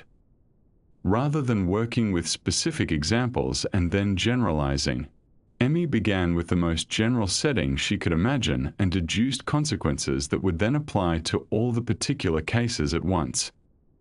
This axiomatic approach, this insistence on identifying the minimal conditions necessary for a result to hold, became the hallmark of what would later be called the Noether school, and it influenced the entire direction of 20th century algebra. Her paper was dense and demanded much of its readers, but those who took the time to understand it found that it illuminated connections between ideas that had previously seemed unrelated. Around this time, Emmy began to attract a devoted circle of students and younger mathematicians who gathered around her to learn this new way of thinking. They came to be known informally as the Noether boys, or in German as the Noetherschule, though it should be said that not all of them were young men, as Emmy was always welcoming to anyone with genuine mathematical curiosity, regardless of background or formal standing. Among these devoted followers were Heinrich Grell, who would become a professor in his own right and who helped spread Emmy's methods through his own teaching, and Ernst Witt, who was particularly gifted and would make important contributions to algebra and the theory of quadratic forms. Max Düring studied the arithmetic of algebras under her guidance and went on to significant work of his own, while Hans Fitting became known for results in group theory that still carry his name. Others joined this informal school as well, drawn by Emmy's reputation and by the intellectual excitement that surrounded her. Her teaching style was utterly unlike that of the formal German professors of her era, and students who came expecting polished lectures left either bewildered or converted to a new understanding of what mathematical instruction could be. Emmy thought out loud as she taught, her mind working through problems in real time, and she would pace energetically back and forth across the room as ideas occurred to her. She had a habit of losing her hairpins as she moved, so that by the end of a lecture her hair might be coming undone, and she seemed utterly unconcerned with such matters, her attention fixed entirely on the mathematics at hand. She would write on the blackboard and then erase what she had written almost immediately to try a different approach, and then erase that too, so that students who glanced away for a moment might find themselves completely lost upon looking back. Her explanations were not always clear on first hearing, and weaker students sometimes struggled to follow her leaps of thought, but those who persevered found that her approach forced them to truly understand the material rather than merely copy down formulas. Despite the importance of her work and the growing recognition she received from mathematicians elsewhere in Germany and abroad, Emmy's official status at Göttingen remained remarkably modest. Even after she completed her habilitation in 1919, which should have qualified her for a professorship, she held only the title of unofficial associate professor, a position that carried no salary and little formal authority. The obstacles she faced were not mathematical but social and institutional, rooted in the prevailing attitudes of the time about the proper roles of women in academic life. David Hilbert and other senior faculty members advocated on her behalf, but the university's rules and traditions proved difficult to change. In 1922, she finally received a small measure of official recognition when she was appointed to the position of Lehrbeauftragte für Algebra, which one might translate as lecturer in algebra or perhaps commissioned instructor in algebra. This appointment came with a salary, though calling it modest would be generous, as she received only 400 marks annually, a sum that was hardly sufficient to live on and that reflected the university's ambivalence about her presence.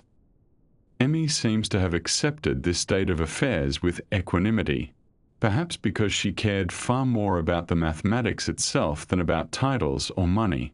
and perhaps also because she had little choice in the matter if she wished to remain at Göttingen, which was then the undisputed center of the mathematical world. Her collaboration with other mathematicians continued to flourish during these years, and in 1924 she worked with Helmut Hasse and Richard Brouwer on problems concerning noncommutative algebras, which are algebraic structures in which the order of multiplication matters, so that multiplying A by B might give a different result than multiplying B by A. This collaboration was particularly fruitful, as Hasse brought expertise in number theory and Brouwer contributed deep insights into the structure of algebras and their representations. Together, they explored how these noncommutative algebras could be classified and understood, work that would eventually lead to profound connections between algebra and number theory. Emmy's role in this collaboration was characteristic of her generous spirit, as she freely shared ideas and encouraged her colleagues while seeking no special credit for herself. Beyond the lecture hall and the seminar room, Emmy had a custom that became legendary among her students and that exemplified her approach to mathematical life. On Sunday afternoons, regardless of the weather, she would lead walking excursions into the gentle hills that surround Göttingen, and these walks became extensions of her teaching. Students and colleagues would accompany her along the wooded paths, discussing mathematics as they went, and the boundary between formal instruction and friendly conversation dissolved entirely. Emmy would continue whatever problem had occupied the week's seminar, turning it over in conversation, proposing new approaches, listening to what others suggested, and the walks could go on for hours as the group made their way through the countryside. Afterwards, they would often gather at a cafe or at Emmy's modest apartment for coffee and cake, and the mathematical discussion would continue late into the afternoon or evening. These gatherings created a sense of community among her students that went beyond what any formal seminar could achieve, and many later recalled these Sunday walks as among the happiest and most intellectually stimulating experiences of their lives. Emmy never married, and she devoted herself entirely to mathematics with a single-mindedness that left little room for other pursuits. Her apartment was simple and functional, her clothes practical rather than fashionable, and she seemed to have few interests outside of her work. Some who knew her speculated about whether she might have wished for a different kind of life, but she herself gave no indication of regret, and those close to her believed that she had found in mathematics a kind of fulfillment that others seek in family or romance. Her students became in some sense her children, and she cared for their mathematical development with a nurturing attention that was quite at odds with her sometimes gruff exterior. She could be blunt in her criticisms, telling a student directly when an idea was wrong or uninteresting, but this honesty was rooted in respect, as she took her students seriously enough to tell them the truth rather than offering empty encouragement. The period from 1920 to 1925 thus saw Emmy Noether establish herself as a leading figure in abstract algebra, her ideas spreading through her publications and through the devoted students who carried her methods to universities across Germany and beyond. The Noetherian rings she defined, the ideal theory she developed, the axiomatic approach she championed, all of these would become standard parts of the mathematical curriculum within a generation, taught to students who might never know the struggles she faced or the modest circumstances under which she worked. In her unpretentious way, pacing before the blackboard with hairpins falling and chalk dust on her sleeves, surrounded by the young mathematicians who had become her intellectual family, Emmy was quietly revolutionizing her field, and the full measure of her influence was only beginning to be felt. By the middle years of the 1920s, Emmy Noether had begun to occupy a position of quiet but unmistakable centrality in the mathematical world, and her influence was extending outward from Göttingen in gentle ripples that reached mathematicians working in cities she had never visited, in countries she had never seen. This was the period when her ideas, which had been developing with such patient concentration through the early part of the decade, began to find their way into the consciousness of the broader international community, carried there by letters, by visitors, by the slow circulation of published papers, and by the even slower but perhaps more powerful circulation of mathematical gossip, which travels from one university to another in the conversations of scholars who have sat in the same lecture hall or shared a meal at the same conference. Her correspondence during these years grew increasingly extensive, and she wrote to mathematicians throughout Europe and beyond, sharing her thoughts with a generosity that was characteristic of her approach to intellectual life.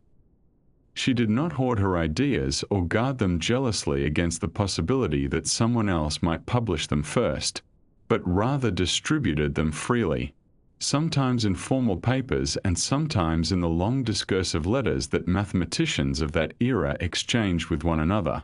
letters that might contain, buried among the pleasantries and the news of mutual acquaintances, the seed of a theorem or the sketch of an entirely new approach to some standing problem. For Emmy, the advancement of mathematics as a whole seemed to matter far more than the advancement of her own reputation, and she gave away ideas with the same easy generosity that another person might give away flowers from an abundant garden, confident that more would always be growing. In the summer of 1925, she traveled to the Netherlands, where she had been invited to lecture at the University of Amsterdam by the mathematician L.E.J. Brouwer, who was himself a figure of considerable standing and somewhat unconventional views. Brouwer had developed his own distinctive approach to the foundations of mathematics, which he called intuitionism, and which stood in certain respects at odds with the more abstract and algebraic methods that Emmy herself favored. Yet he recognized in her work a depth and originality that transcended any particular philosophical stance, and he was eager to bring her perspective to his students and colleagues.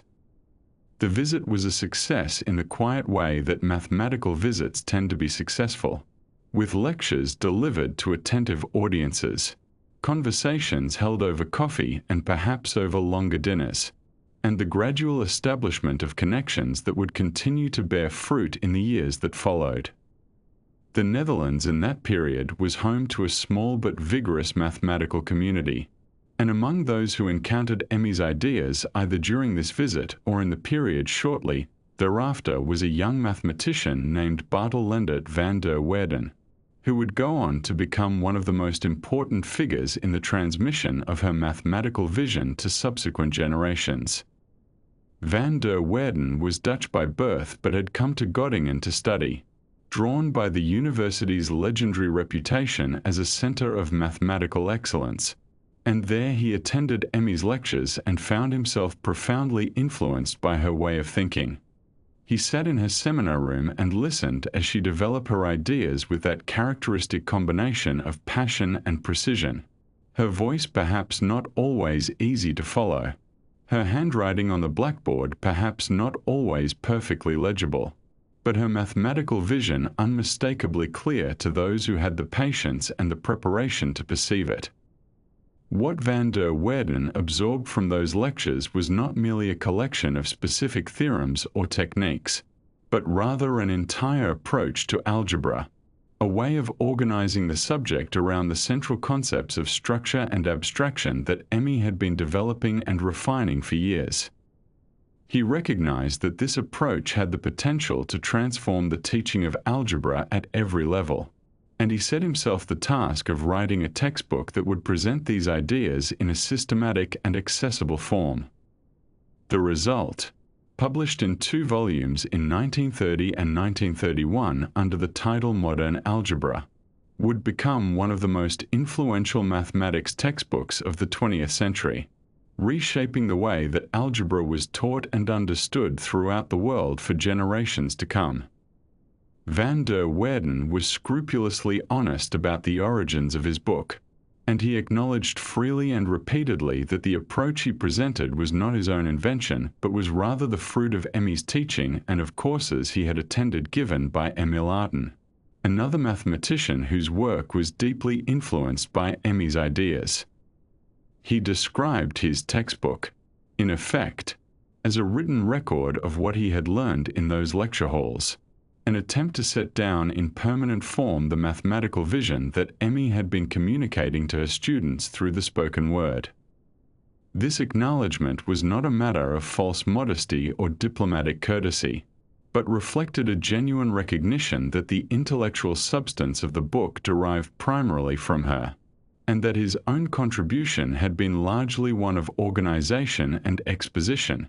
of finding the right way to present ideas that she had originated but had not herself assembled into a single systematic treatise.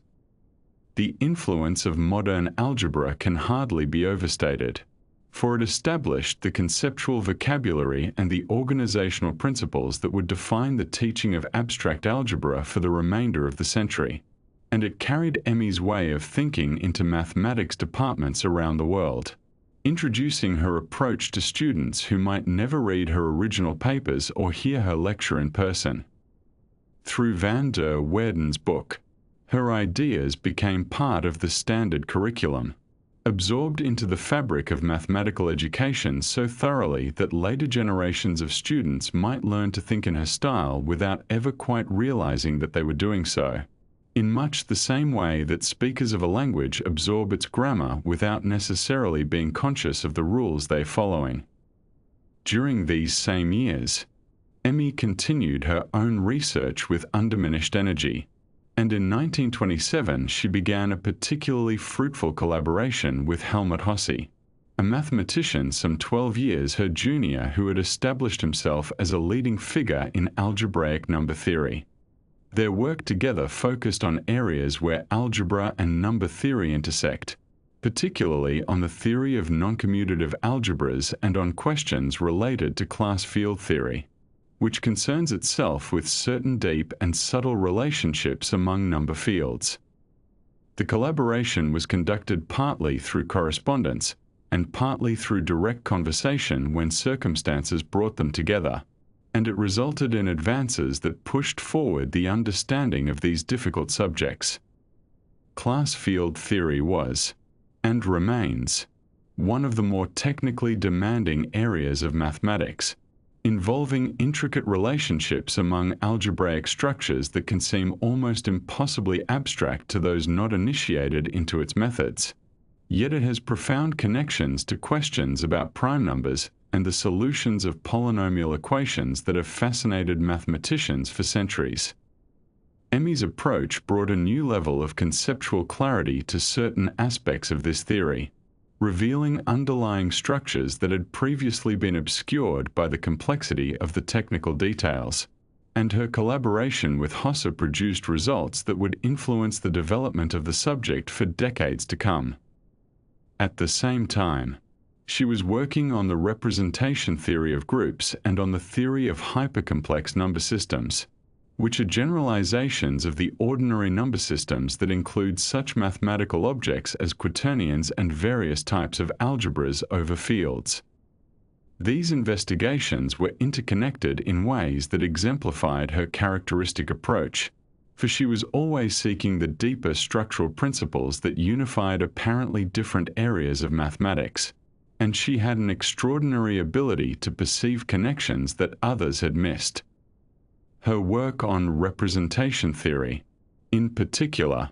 would prove to have lasting importance, influencing developments in both pure mathematics and theoretical physics in ways that continue to the present day.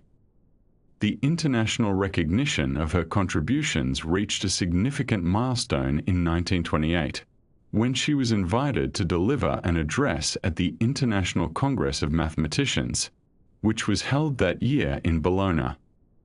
The International Congress is the largest and most prestigious gathering in the mathematical world, convening once every 4 years to bring together mathematicians from all countries, and an invitation to speak at the Congress is among the highest honors the mathematical community can bestow.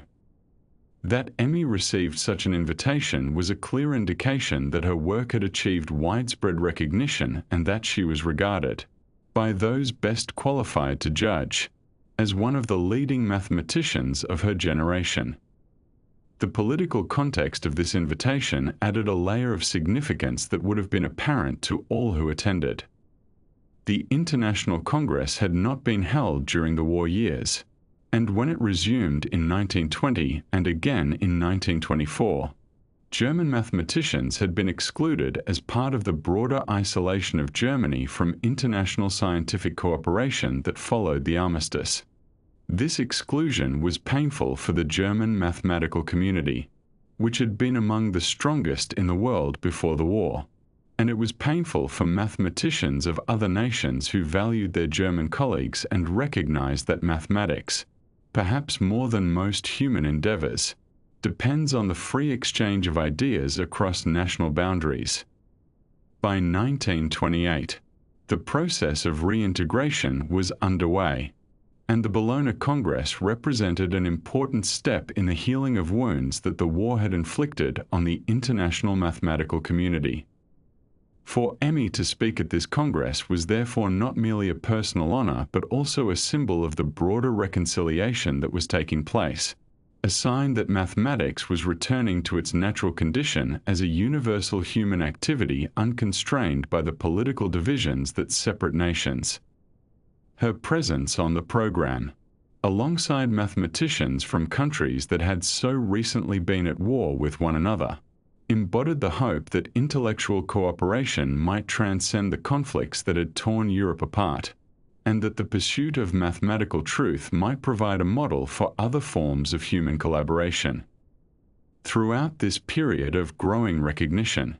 Emmy remained remarkably unchanged in her essential character, displaying the same generosity with ideas, the same indifference to questions of priority and credit, the same absorption in mathematics for its own sake that had always marked her approach to her work. She continued to give away theorems to her students, suggesting problems and approaches that she might easily have developed herself, and she showed no interest in establishing her claim to discoveries that others might otherwise have attributed to her.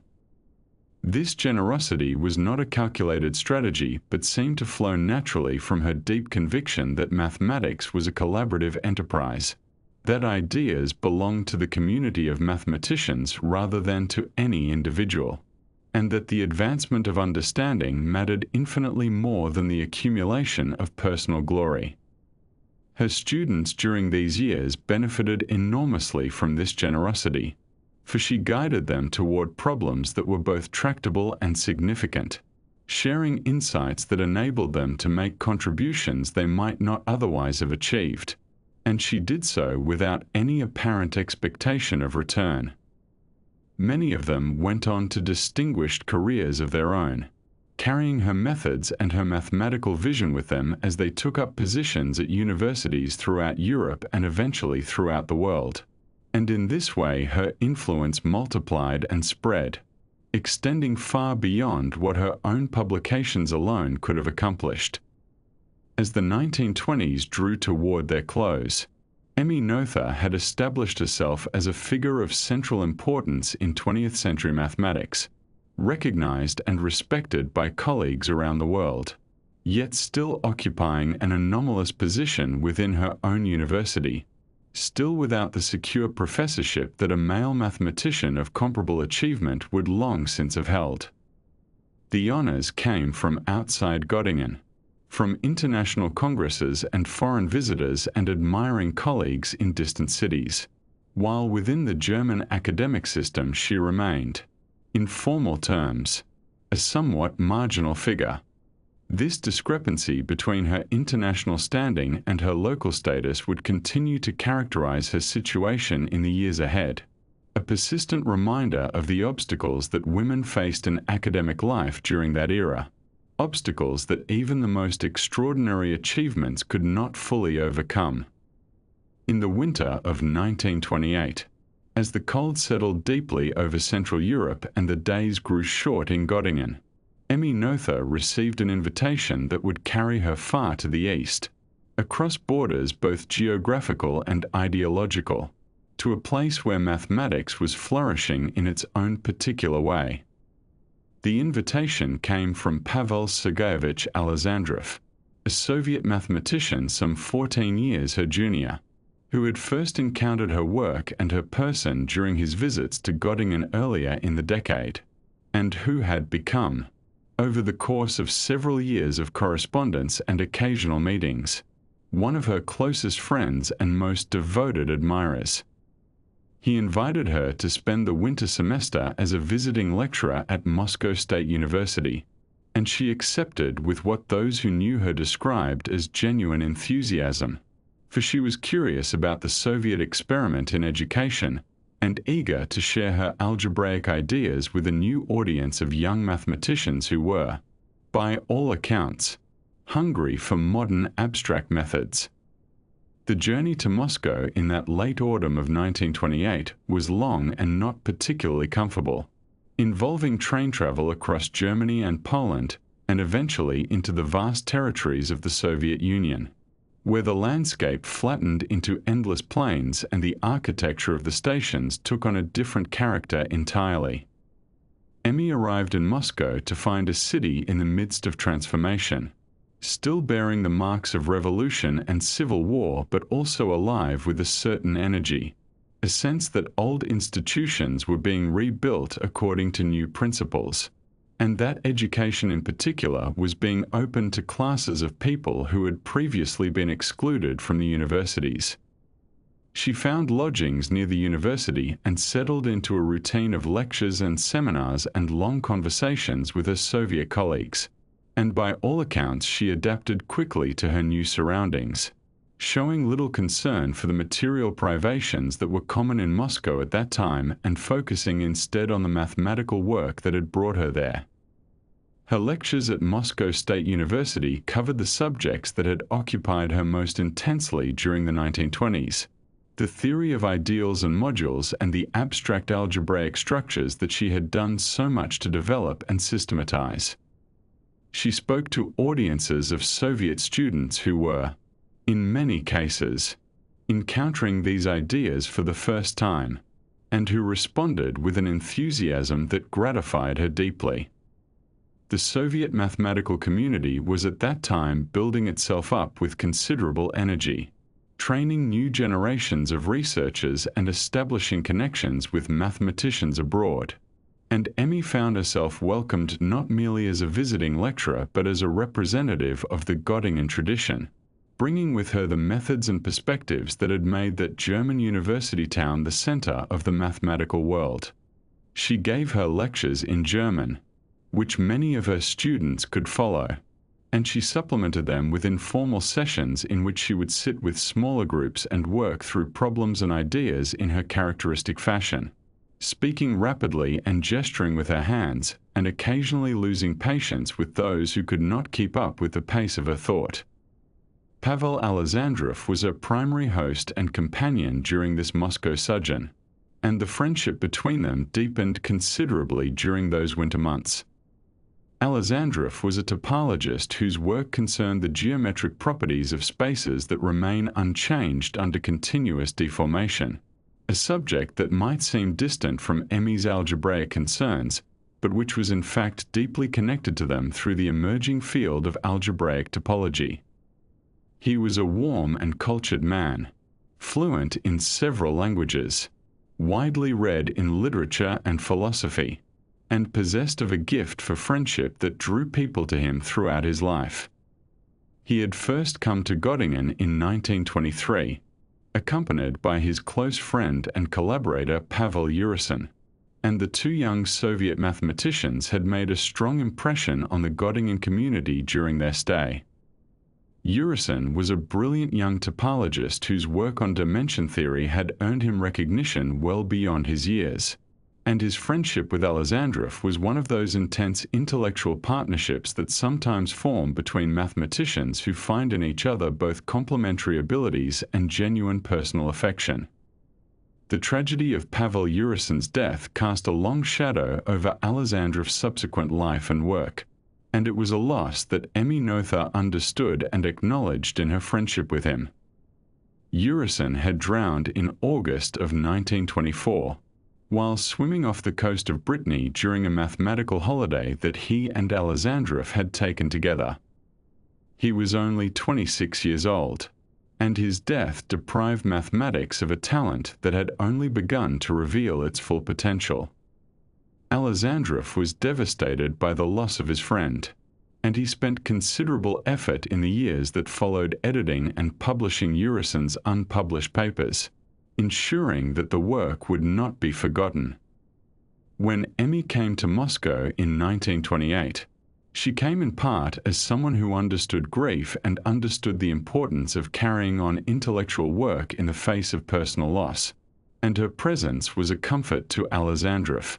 who found in her both a mathematical colleague of the highest caliber and a friend of unusual depth and loyalty. Another figure in the Soviet mathematical community who became connected to Emmy during this period was Lev Semyonovich Pontryagin, a young mathematician who had lost his sight in an accident at the age of 14, but who had nonetheless pursued mathematics with extraordinary determination and eventually became one of the leading topologists and algebraists of his generation. Pontryagin was still quite young when Emmy visited Moscow, but he was already showing the gifts that would later produce fundamental contributions to topology and to the theory of what are now called Pontryagin classes. The abstract algebraic methods that Emmy championed were to prove essential to his later work, and though their direct personal contact during her Moscow visit may have been limited, the influence of her ideas on the Soviet school of topology was substantial and lasting, transmitted in part through Alexandrov and in part through the papers and the textbook that made her approach accessible to readers throughout the mathematical world. Emmy's view of the Soviet educational experiment was, by the accounts that survive, genuinely positive, though not uncritical. She was impressed by the effort to bring education to working-class students and to women, groups who had been largely excluded from the German universities of her own youth, and she found in the enthusiasm of her Soviet students a confirmation of her belief that mathematical ability was distributed widely among human beings and needed only opportunity and encouragement to flourish. She was not particularly political in her orientation, and there is little evidence that she engaged deeply with Marxist theory or Soviet ideology, but she was sympathetic to social reforms that expanded access to education, and she returned to Göttingen in the spring of 1929 with warm memories of her time in Moscow and a strengthened friendship with Alexandrov that would continue for the rest of her life. Back in Göttingen, the years from 1929 to 1932 represented the pinnacle of Emmy Noether's career and influence, the period in which her methods achieved their widest dissemination and her personal standing in the mathematical community reached its height. She continued to lecture and to supervise doctoral students, and her seminar remained the gathering place for those who wished to learn the new algebraic way of thinking that she had done so much to create. Visitors came to Göttingen from across Europe and from America, seeking her out, attending her lectures, and returning to their home institutions carrying with them the ideas and techniques they had absorbed in her presence. The correspondence she maintained with mathematicians in the Soviet Union continued throughout this period, with letters passing back and forth between Göttingen and Moscow, carrying news of mathematical developments and personal greetings, and the kind of intellectual exchange that sustains scholarly communities across distances. In 1929, Emmy published a paper of considerable importance in collaboration with Helmut Hosse and Richard Brouwer, two mathematicians whose work on algebra and number theory complemented her own in fruitful ways. The paper addressed a deep question concerning division algebras, which are algebraic structures in which division is possible, generalizing the familiar examples of the real numbers, the complex numbers, and the quaternions. The specific result they proved was that every finite-dimensional division algebra over an algebraic number field is cyclic, a statement whose technical meaning requires some background to appreciate, but whose significance lies in the way it connected the theory of algebras to the theory of numbers and to the emerging field of class field theory. The collaboration brought together Hosse's expertise in number theory, Brouwer's work on the structure of algebras, and Emmy's profound understanding of the abstract algebraic framework within which such questions could be posed and resolved, and the result stood as a landmark in the development of modern algebra. 2 years later, in 1931, Emmy published another paper of lasting importance, titled Hypercomplex Größen und Darstellungstheorie,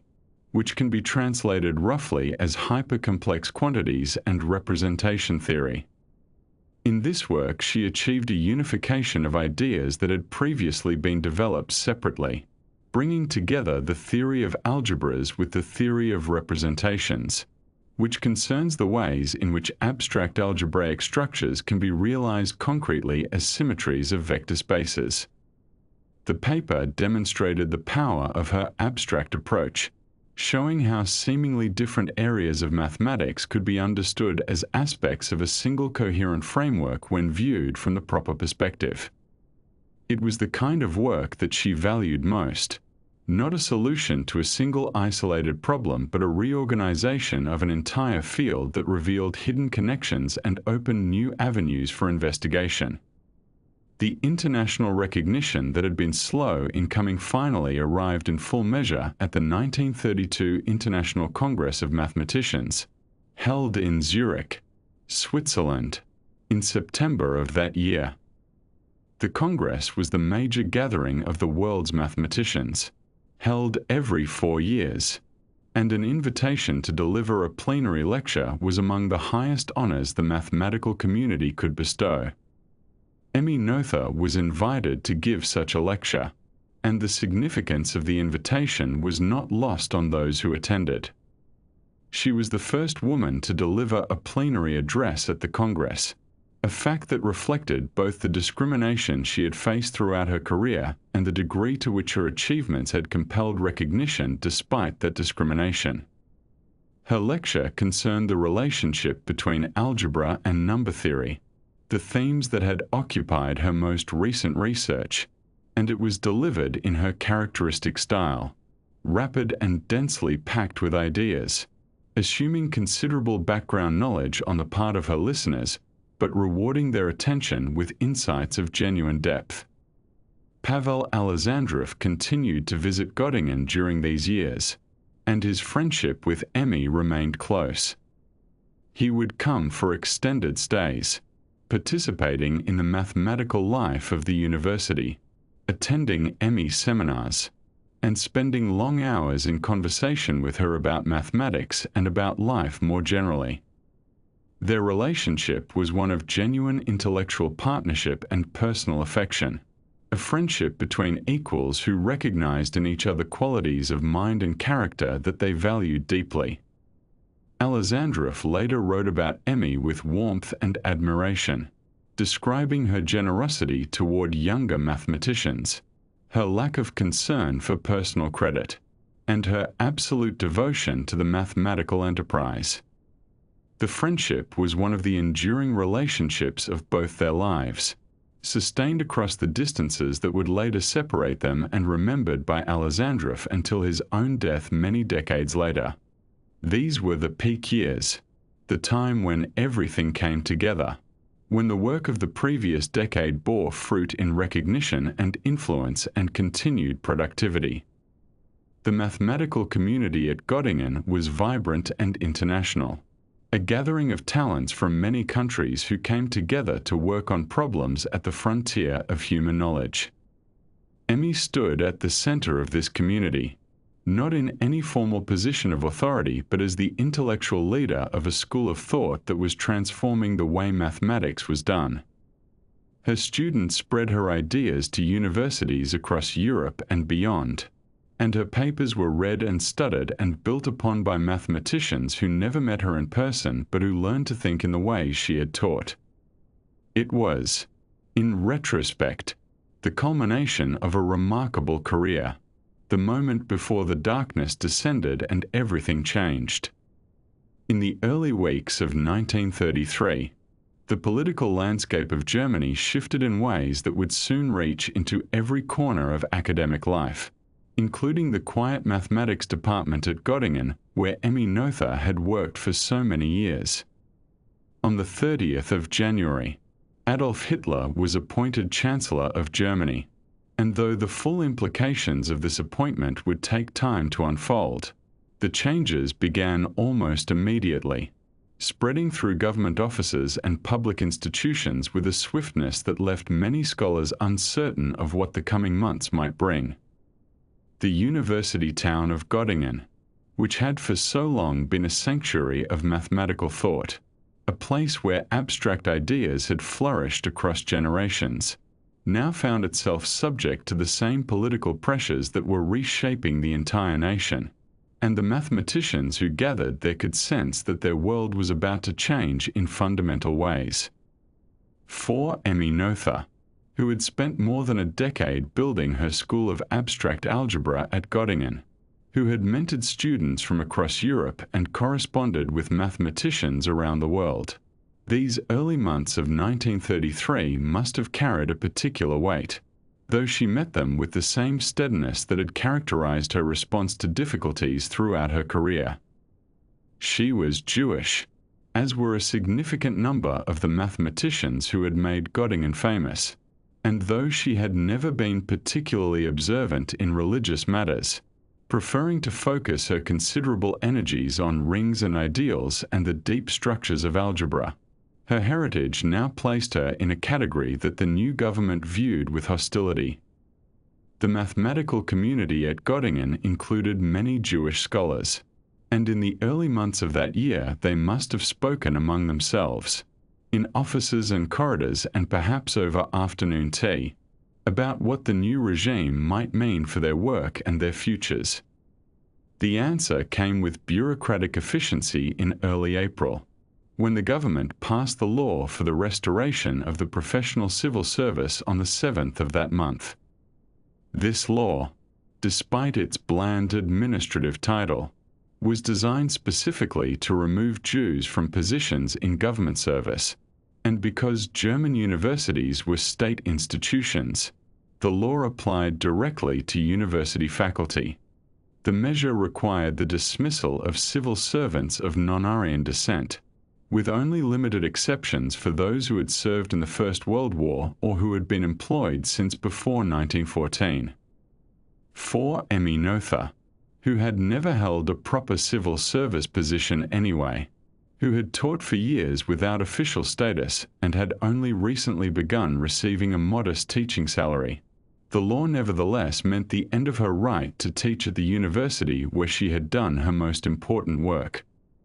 The formalities were handled quickly, and on the 25th of April, 1933, Emmy Noether received notice that her permission to teach had been withdrawn, that she was no longer authorized to lecture or to hold seminars at the University of Göttingen. One might expect that such a dismissal, coming after so many years of struggle simply to be allowed to teach, would have occasioned bitterness or despair. But those who knew Emmy Noether during this period reported that she met the situation with remarkable composure, concerning herself less with her own circumstances than with the welfare of her students and colleagues. She had, after all, faced obstacles before, had waited years for recognition that came slowly and incompletely, and had learned to find satisfaction in the work itself rather than in official titles or institutional approval. Now, when her right to teach was taken away entirely, she responded not with complaints about the injustice of her situation, but with practical efforts to continue supporting the mathematical community that had formed around her. Her students still needed guidance. Her research still called to her, and she seems to have regarded the political upheaval, at least initially, as another obstacle to be worked around rather than an insurmountable barrier. In the months that followed her dismissal, through the summer of 1933, Emmy Noether continued to hold mathematical meetings, gathering her students and colleagues at her apartment rather than at the university. These gatherings were technically illegal, since she no longer had authorization to teach, but she appears to have regarded this restriction as more of an inconvenience than a genuine prohibition, and her students continued to come, climbing the stairs to her modest rooms to discuss algebra and to maintain, for a few hours at a time, something of the intellectual community they had built together. The conversations continued much as they had before, with Emmy leading discussions of abstract structures and her students presenting their work and asking questions, though now these meetings took place in a private home rather than a university seminar room, and everyone present must have been aware that the world outside was changing in ways that made such gatherings increasingly precarious. Hermann Weyl, the distinguished mathematician who was one of Emmy's colleagues at Göttingen, and who would later deliver a memorial address following her death, spoke of her conduct during these difficult months with evident admiration. In his eulogy, he recalled her courage, her frankness, her unconcern about her own fate, which he had witnessed firsthand during that troubled period, while others worried about their positions and their futures, while the mathematical community at Göttingen fragmented under political pressure. Emmy Noether maintained her focus on mathematics and on the well-being of those around her, displaying a kind of equanimity that struck those who knew her as genuinely remarkable. Weyl, who was himself deeply troubled by the political situation and who would eventually leave Germany as well, seems to have found something both inspiring and perhaps slightly bewildering in Emmy's ability to continue her work under such circumstances, to remain concerned with abstract algebra when the world around her was becoming increasingly hostile and dangerous. As it became clear that Emmy Noether would not be able to continue her career in Germany, efforts began to find her a position abroad, and these efforts involved mathematicians and institutions on both sides of the Atlantic. The academic community had networks of correspondence and personal connection that spanned national boundaries, and these networks now became channels through which scholars endangered by the new regime might find refuge elsewhere. For Emmy Noether, two American institutions emerged as potential destinations, each offering something different but both representing an opportunity to continue her mathematical work in safety. Bryn Mawr College, a women's college in Pennsylvania, offered her a visiting professorship, and the newly established Institute for Advanced Study at Princeton, which was gathering some of the finest mathematical minds of the era, also offered her a position. These offers came through the combined efforts of colleagues who recognized both her mathematical genius and her need to leave Germany, and they represented a kind of international solidarity among mathematicians that transcended the political divisions of the time. The Institute for Advanced Study at Princeton was a particularly interesting opportunity, as it was being designed explicitly as a refuge for pure research, a place where scholars could pursue their work without the obligations of teaching or administration that typically accompanied university positions. The Institute was recruiting some of the most distinguished mathematicians and physicists in the world, including Albert Einstein, who had himself left Germany and would never return, and the offer to Emmy Noether reflected the high regard in which she was held by the mathematical community. However, the arrangement that emerged involved both institutions, with Emmy taking up a primary position at Bryn Mawr College while also maintaining a connection to the Institute for Advanced Study, where she would give occasional lectures. This dual arrangement allowed her to continue her teaching,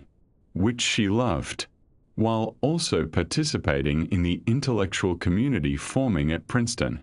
and it represented perhaps the best outcome that could have been arranged under the circumstances. In October of 1933, Emmy Noether left Germany, departing the country where she had been born, where she had spent her entire career, and where she had developed the mathematical ideas that had made her famous among algebraists around the world. She was 51 years old, and though she had traveled to other countries to give lectures, she had never lived anywhere but Germany, had never taught anywhere but Göttingen after completing her doctorate at Erlangen. Now she was emigrating to a country she had never seen, to institutions that were largely unfamiliar to her, to begin again in a new language and a new academic culture. She did not know, when she boarded the ship that would carry her across the Atlantic, that she would never return to Germany, that the departure of October 1933 was not a temporary exile but a permanent farewell to the country of her birth. Emmy Noether was far from the only mathematician forced to leave Germany during this period, and her departure was part of a broader exodus that would fundamentally reshape the mathematical landscape of the 20th century. Richard Courant,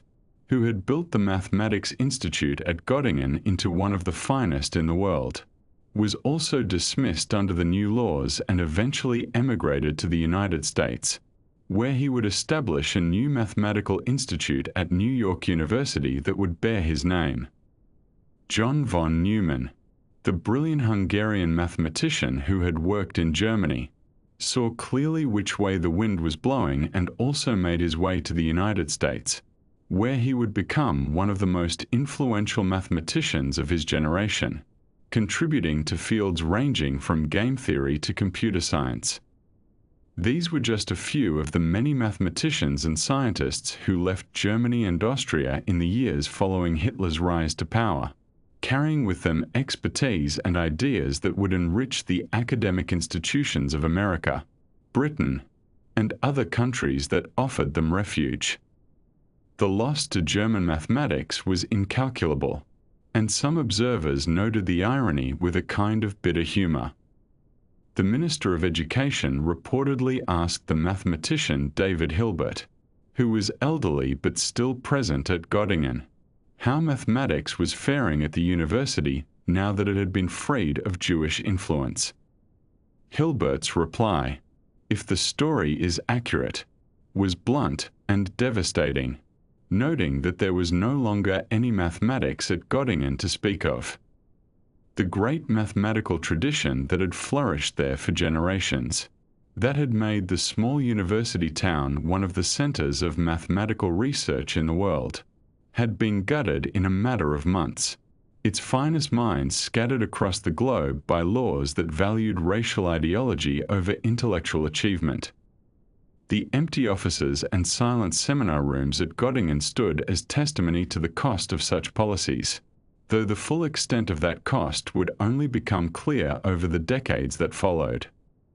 Emmy Noether's brother Fritz, who was also a mathematician though less famous than his sister, faced similar pressures and also sought to leave Germany. His path, however, led not westward to America but eastward to the Soviet Union, where he found a position at a technical institute and continued his mathematical work for several years. The choice of destination reflected the complex political geography of the 1930s, when the Soviet Union appeared to some refugees as an alternative to Western capitalism, and when Soviet institutions actively recruited foreign experts, including scientists and mathematicians fleeing fascism in Europe. Fritz Noether would work in the Soviet Union for several years, though his story would eventually take a tragic turn, as the political purges of the late 1930s would reach even into academic circles, a fate that Emmy herself would not live to witness. And so Emmy Noether sailed to America in the autumn of 1933, leaving behind the university where she had spent her career, the students she had trained, the apartment where she had held her illicit mathematical meetings through that difficult summer. She carried with her the ideas that had transformed abstract algebra, the mathematical structures that existed in her mind with as much reality as any physical object, and the determination to continue her work wherever she might find herself. The crossing took several days, as Atlantic voyages did in that era, and one imagines her perhaps standing at the rail watching the European coast recede, or perhaps sitting in her cabin thinking about algebra, which was, after all, what she thought about most of the time. The future was uncertain, the new country unfamiliar, but the mathematics would continue. The rings and ideals and modules would remain as they had always been, abstract and eternal and waiting to be explored. In the autumn of 1933, as the leaves began to turn along the tree-lined avenues of the American Eastern Seaboard, Emmy Noether arrived at a small railway station in Pennsylvania, carrying with her the accumulated knowledge of decades spent at the forefront of mathematical thought, and carrying too the weariness of a scholar who had been told quite firmly that her homeland no longer wished to claim her. She was 51 years old, and she was beginning again, in a country whose language she spoke only haltingly, at a college she had never visited, in a town whose name she had perhaps only recently learned to pronounce.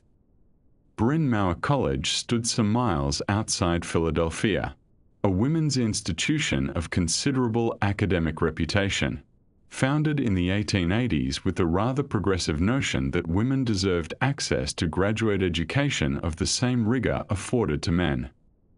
The campus itself was designed in the collegiate Gothic style, with grey stone buildings covered in climbing ivy, and quadrangles that invited quiet contemplation, and libraries whose windows looked out onto gardens that changed color with the seasons. It was, in its way, a sanctuary, though Emmy Noether had not been seeking sanctuary so much as she had been seeking simply a place where she might be permitted to continue her work. The arrangements that brought her to Bryn Mawr had been made with some urgency and no small amount of difficulty, for the academic world of 1933 was not well equipped to absorb the sudden displacement of so many German scholars, and funding was scarce, and positions were fewer still. Her salary was set at $4,000 per year, a sum that was assembled through the combined efforts of multiple organizations, each contributing a portion because none could manage the whole. The Rockefeller Foundation provided part of the funding, as did the Emergency Committee in Aid of Displaced German Scholars, a body that had been hastily organized to address the growing crisis of academics fleeing Nazi persecution. Bryn Mawr College itself contributed what it could, and the Institute for Advanced Study in nearby Princeton added its support as well, creating a patchwork of financial arrangements that would allow one of the world's most distinguished mathematicians to receive compensation for her teaching and research. $4,000 was not an enormous salary by American academic standards of the time, though it was adequate, and Emmy Noether was not a person much concerned with material accumulation in any case. She required a place to live, and books to read, and colleagues with whom to discuss ideas, and students who wished to learn, and beyond these essentials she asked for very little. Her adjustment to American life proceeded with the same practical determination she had always applied to obstacles in her path. The English language presented certain challenges, for she had learned it primarily from books and correspondence rather than from conversation, and the rhythms of spoken American English differed considerably from the formal written prose she had encountered in academic texts. She attended to this difficulty with characteristic directness, practicing her English in daily interactions, and accepting corrections with good humor, and gradually acquiring a fluency that, while never losing the accent of her native German, became sufficient for the demands of lecturing and discussion. Some of her American students and colleagues would later recall that her English, though accented, was entirely comprehensible, and that she spoke with an energy and enthusiasm that transcended any minor linguistic imperfections.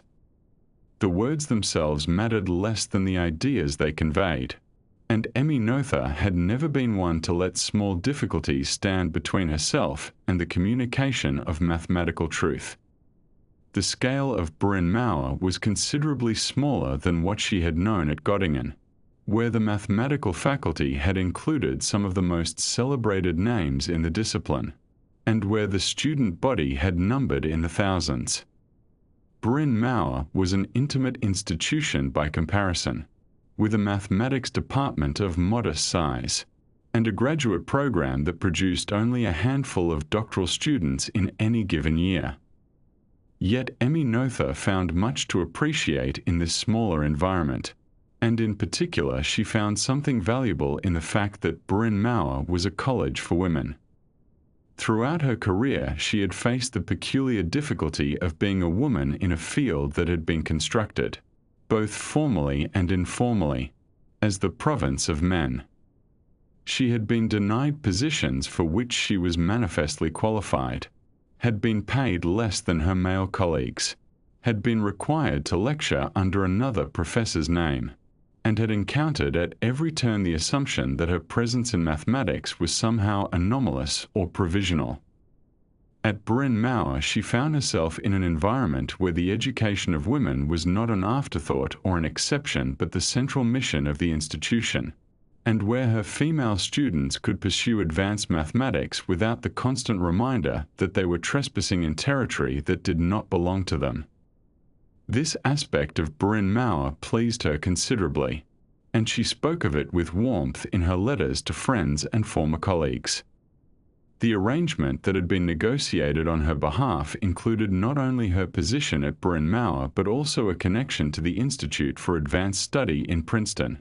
which was at that time a newly established institution dedicated to providing scholars with the freedom to pursue research without the distractions of heavy teaching loads or administrative duties. Each week Emmy Noether would travel to Princeton to deliver lectures and to participate in the intellectual life of the institute, where she found herself among a remarkable concentration of mathematical and scientific talent. Albert Einstein was there, having himself fled Germany and settled into his famous position at the Institute, and Emmy Noether had known him since the early days of general relativity, when her theorems had provided the mathematical foundation for understanding conservation laws in his theory.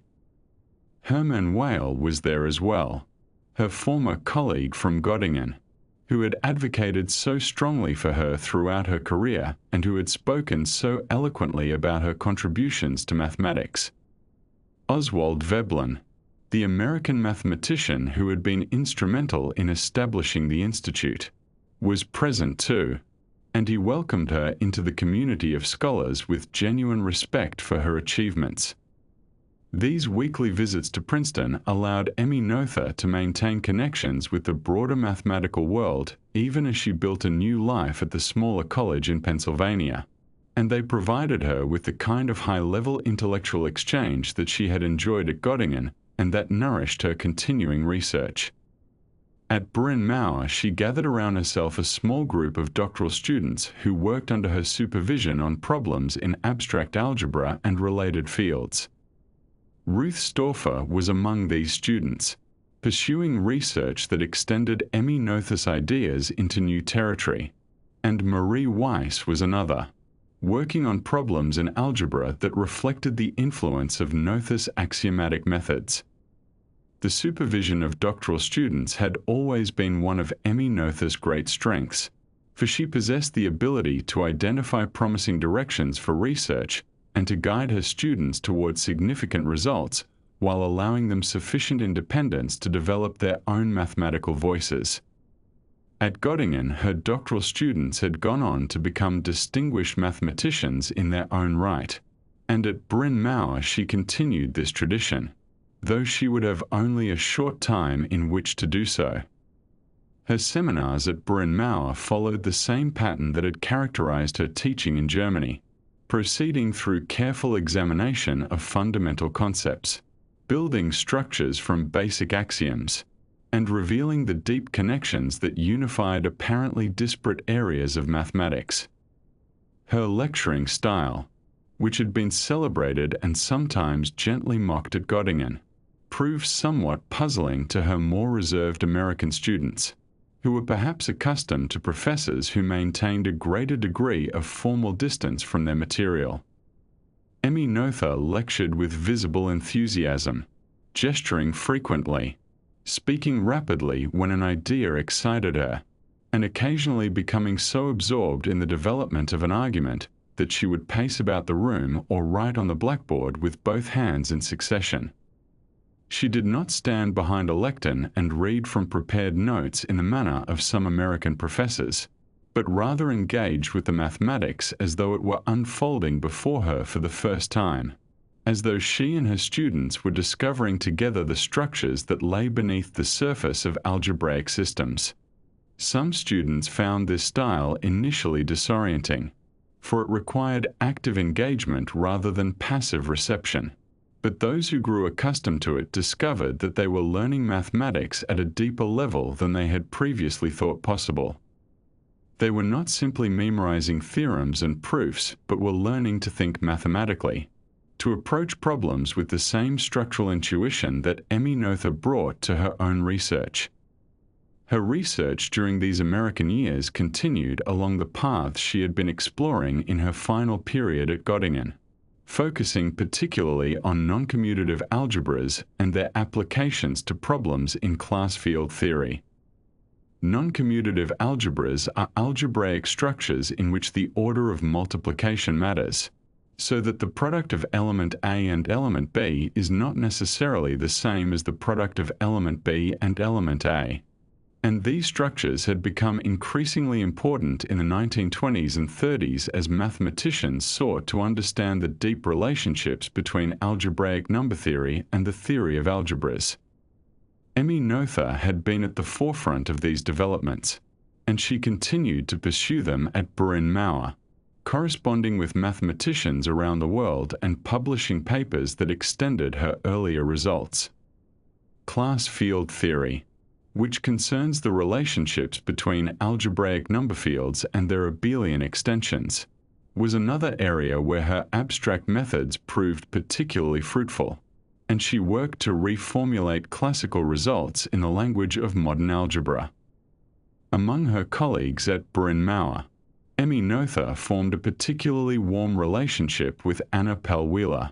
who served as the chair of the mathematics department and who had been instrumental in arranging Emmy Noether's appointment.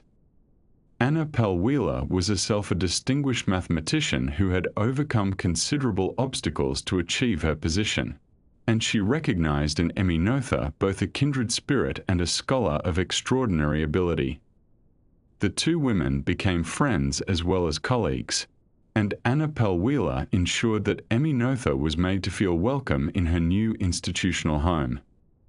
This friendship was characteristic of the relationships Emmy Noether formed throughout her life, for she possessed a warmth and generosity of spirit that drew people to her,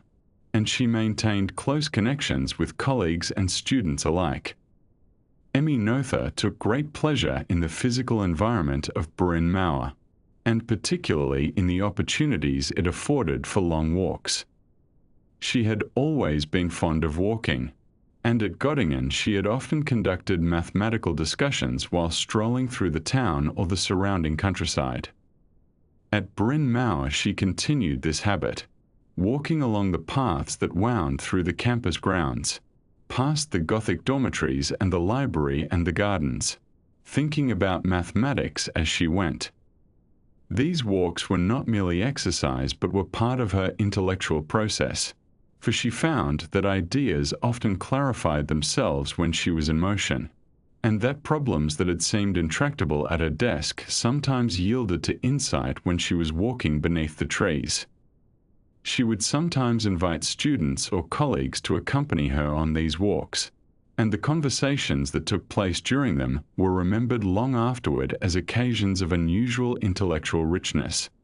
In the course of her time in America, Emmy Noether began the process of applying for naturalization as an American citizen, a process that required the completion of various forms and the satisfaction of certain residency requirements. She seems to have looked forward to becoming an American, to establishing herself permanently in the country that had offered her refuge when her own country had cast her out, and to continuing her mathematical work in the institutional setting she had found so congenial. The application was never completed. However, 4 events would intervene before the process could reach its conclusion, and Emmy Noether would not live to see herself recognized formally as a citizen of her adopted country. But in the months that she spent at Bryn Mawr, she had already become, in all the ways that mattered most to her, a member of the American mathematical community, contributing to its intellectual life, training its students, and sharing with her new colleagues the insights she had accumulated over a lifetime devoted to the pursuit of abstract truth. In the early spring of 1935, Emmy Noether was teaching at Bryn Mawr College and continuing her mathematical work with the same quiet dedication that had characterized her entire career, and she had by this point settled into a comfortable rhythm of life in Pennsylvania, walking to campus through the gentle green grounds, meeting with her small circle of graduate students, and corresponding with colleagues around the world who valued her insights and sought her guidance on matters of abstract algebra. And though she sometimes missed Göttingen and the vibrant mathematical community she had helped to build there, she had found a measure of peace in her American life, and her health seemed reasonably good for a woman of 53 who had never paid particularly close attention to matters of diet or exercise, preferring instead to focus her considerable energies on the mathematical structures that continued to fascinate her. It was sometime in early April that Emmy began to experience discomfort that could no longer be ignored, and medical examination revealed the presence of an ovarian cyst, which her doctors determined would require surgical intervention. And so on the 10th of April, 1935, Emmy Noether entered Bryn Mawr Hospital for what was expected to be a relatively straightforward operation, the kind of procedure that surgeons of that era performed with reasonable confidence. and her colleagues and students waited for news with the calm expectation that she would recover in due time and return to her mathematical work, perhaps a bit tired but otherwise undiminished. And for the first few days following the surgery, this expectation seemed entirely justified. The operation itself appeared to have gone well, and Emmy showed signs of the kind of steady recovery that her doctors had anticipated. Resting in her hospital bed and perhaps already thinking about the mathematical problems she would return to once she was strong enough to work again. And her friends and colleagues received reassuring reports about her progress, and there seemed to be no particular cause for concern, just the ordinary business of healing from surgery and regaining one's strength. And the spring days passed quietly outside the hospital windows, with the Pennsylvania landscape beginning to show the first soft greens of the new season. But on the 14th of April, just 4 days after her surgery, Emmy Noether suffered a sudden and catastrophic collapse, and despite the efforts of her doctors, she could not be revived, and she died that day at the age of 53. Her death almost certainly caused by a postoperative embolism, one of those cruel medical events that can occur without warning even when a surgery has gone smoothly. A blood clot forming somewhere in the body and then traveling to block a vital vessel. And there was nothing anyone could have done to predict or prevent it.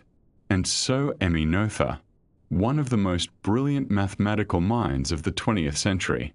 was gone from the world as suddenly as a candle being extinguished, leaving behind her students, her colleagues, her unfinished work, and a legacy that was only beginning to be understood.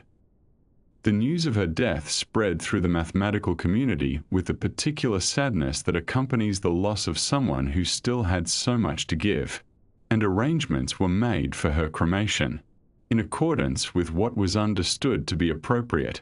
and her ashes were interred in the cloisters of Bryn Mawr's library, a peaceful and contemplative space where scholars had walked for generations, and it seemed a fitting resting place for someone who had devoted her life to the quiet pursuit of mathematical truth, surrounded by books and learning and the gentle footsteps of students making their way to and from their studies. And later her remains would be moved to Thomas Great Hall.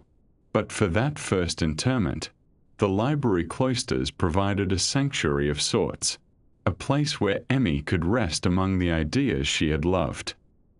The tributes began almost immediately, as mathematicians and physicists around the world sought to express what Emmy Noether had meant to their fields and to them personally. And perhaps the most famous of these tributes came from Albert Einstein, who wrote a letter to the New York Times that was published shortly after her death. And in this letter, Einstein described Emmy Noether in terms that left no doubt about his estimation of her genius, calling her the most significant creative mathematical genius thus far produced since the higher education of women began. And these words from Einstein, who was by then the most famous scientist in the world, carried enormous weight and helped to ensure that Emmy's achievements would not be overlooked or forgotten in the years to come. And his tribute was all the more meaningful because he understood, perhaps better than almost anyone else alive, just how profound her contributions to theoretical physics had been through her work on symmetries and conservation laws. At Bryn Mawr College itself, a memorial gathering was held to honor Emmy's memory, and the mathematician Hermann Weyl, who had been her colleague at Göttingen and who had also fled Nazi Germany, delivered an address that captured both Emmy's intellectual power and her personal qualities. And in this address, Weyl spoke of her with deep affection and respect, saying that she was at once the most powerful and the most gentle spirit, a description that resonated with everyone who had known her, because it captured the essential paradox of Emmy Noether. This woman who could reshape entire branches of mathematics with the force of her abstract thinking while remaining kind and generous and entirely without pretension in her daily interactions with students and colleagues. And Weyl's words have been quoted many times in the decades since, because they express so perfectly what made Emmy unique among the great mathematicians of her era. In the years immediately following her death, the influence of Emmy Noether's mathematical ideas continued to spread and deepen, carried forward by the students she had trained and the colleagues she had inspired, and her methods of abstract algebra, her emphasis on understanding mathematical structures in their most general and fundamental forms, became increasingly central to how mathematics was taught and practiced around the world. And one of the most important vehicles for this transmission of her ideas was the textbook written by Bartel Leendert van der Waerden, who had been among her most devoted students at Göttingen, and his book on modern algebra, which was first published in German in the early 1930s and later translated into many languages, brought Emmy's approach to generations of mathematics students who would never have the chance to meet her in person, but who learned to think about algebra in the way she had taught, abstractly and structurally, and with an emphasis on the deep patterns that connect seemingly different mathematical objects. The concept of Noetherian rings, which had emerged from Emmy's work on the ascending chain condition for ideals, became fundamental to the practice of modern algebra and algebraic geometry, and mathematicians today routinely work with these structures and invoke her name without necessarily pausing to reflect on the woman whose insights made such work possible. And in theoretical physics, Noether's theorem remains one of the most important and beautiful results in the entire field, linking symmetries to conservation laws in a way that continues to guide research into the fundamental nature of the universe. And every physicist who studies particle physics or general relativity or quantum field theory encounters her theorem and relies upon it, often without fully appreciating the struggle she faced to gain recognition for her work or the obstacles she overcame simply to be allowed to pursue mathematics at all. The years following Emmy's death brought further tragedy to her family. For her brother Fritz, who had also been a mathematician and who had left Germany to work in the Soviet Union, met a terrible fate during the Stalinist purges of the late 1930s. And in 1941 Fritz Noether was executed by the Soviet authorities on false charges, one more victim of that era's political violence. And so both of Max Noether's children who had followed him into mathematics died far from home, Emmy in Pennsylvania and Fritz in the Soviet Union. And their father had passed away in 1921 and was spared the knowledge of what would befall his children. And the Noether family's mathematical lineage came to an end with these deaths, though the intellectual legacy they left behind would prove to be immortal. As the 20th century progressed and then gave way to the 21st, Emmy Noether's reputation continued to grow, and the mathematical community came to recognize her more and more fully as one of the truly great figures in the history of their discipline, and various honors were established in her name, including prizes and lectureships that recognize outstanding contributions to mathematics and physics. And these honors serve not only to commemorate Emmy herself but also to inspire new generations of mathematicians, particularly women mathematicians who can look to her example and see what is possible even in the face of discrimination and discouragement. In 2015, on the 133rd anniversary of her birth, Google marked the occasion with one of their commemorative doodles, bringing Emmy Noether's name and image to millions of people around the world who might never have heard of her otherwise. And the doodle depicted her alongside visual representations of her mathematical work. And for that one day at least, anyone who visited the Google homepage was invited to learn about this remarkable woman and her contributions to human knowledge. And such public recognition, however brief, helps to ensure that Emmy's story continues to be told and remembered.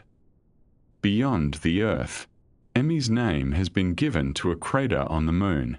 one of those permanent features of the lunar landscape that will endure for geological ages. And there is something fitting about this honor,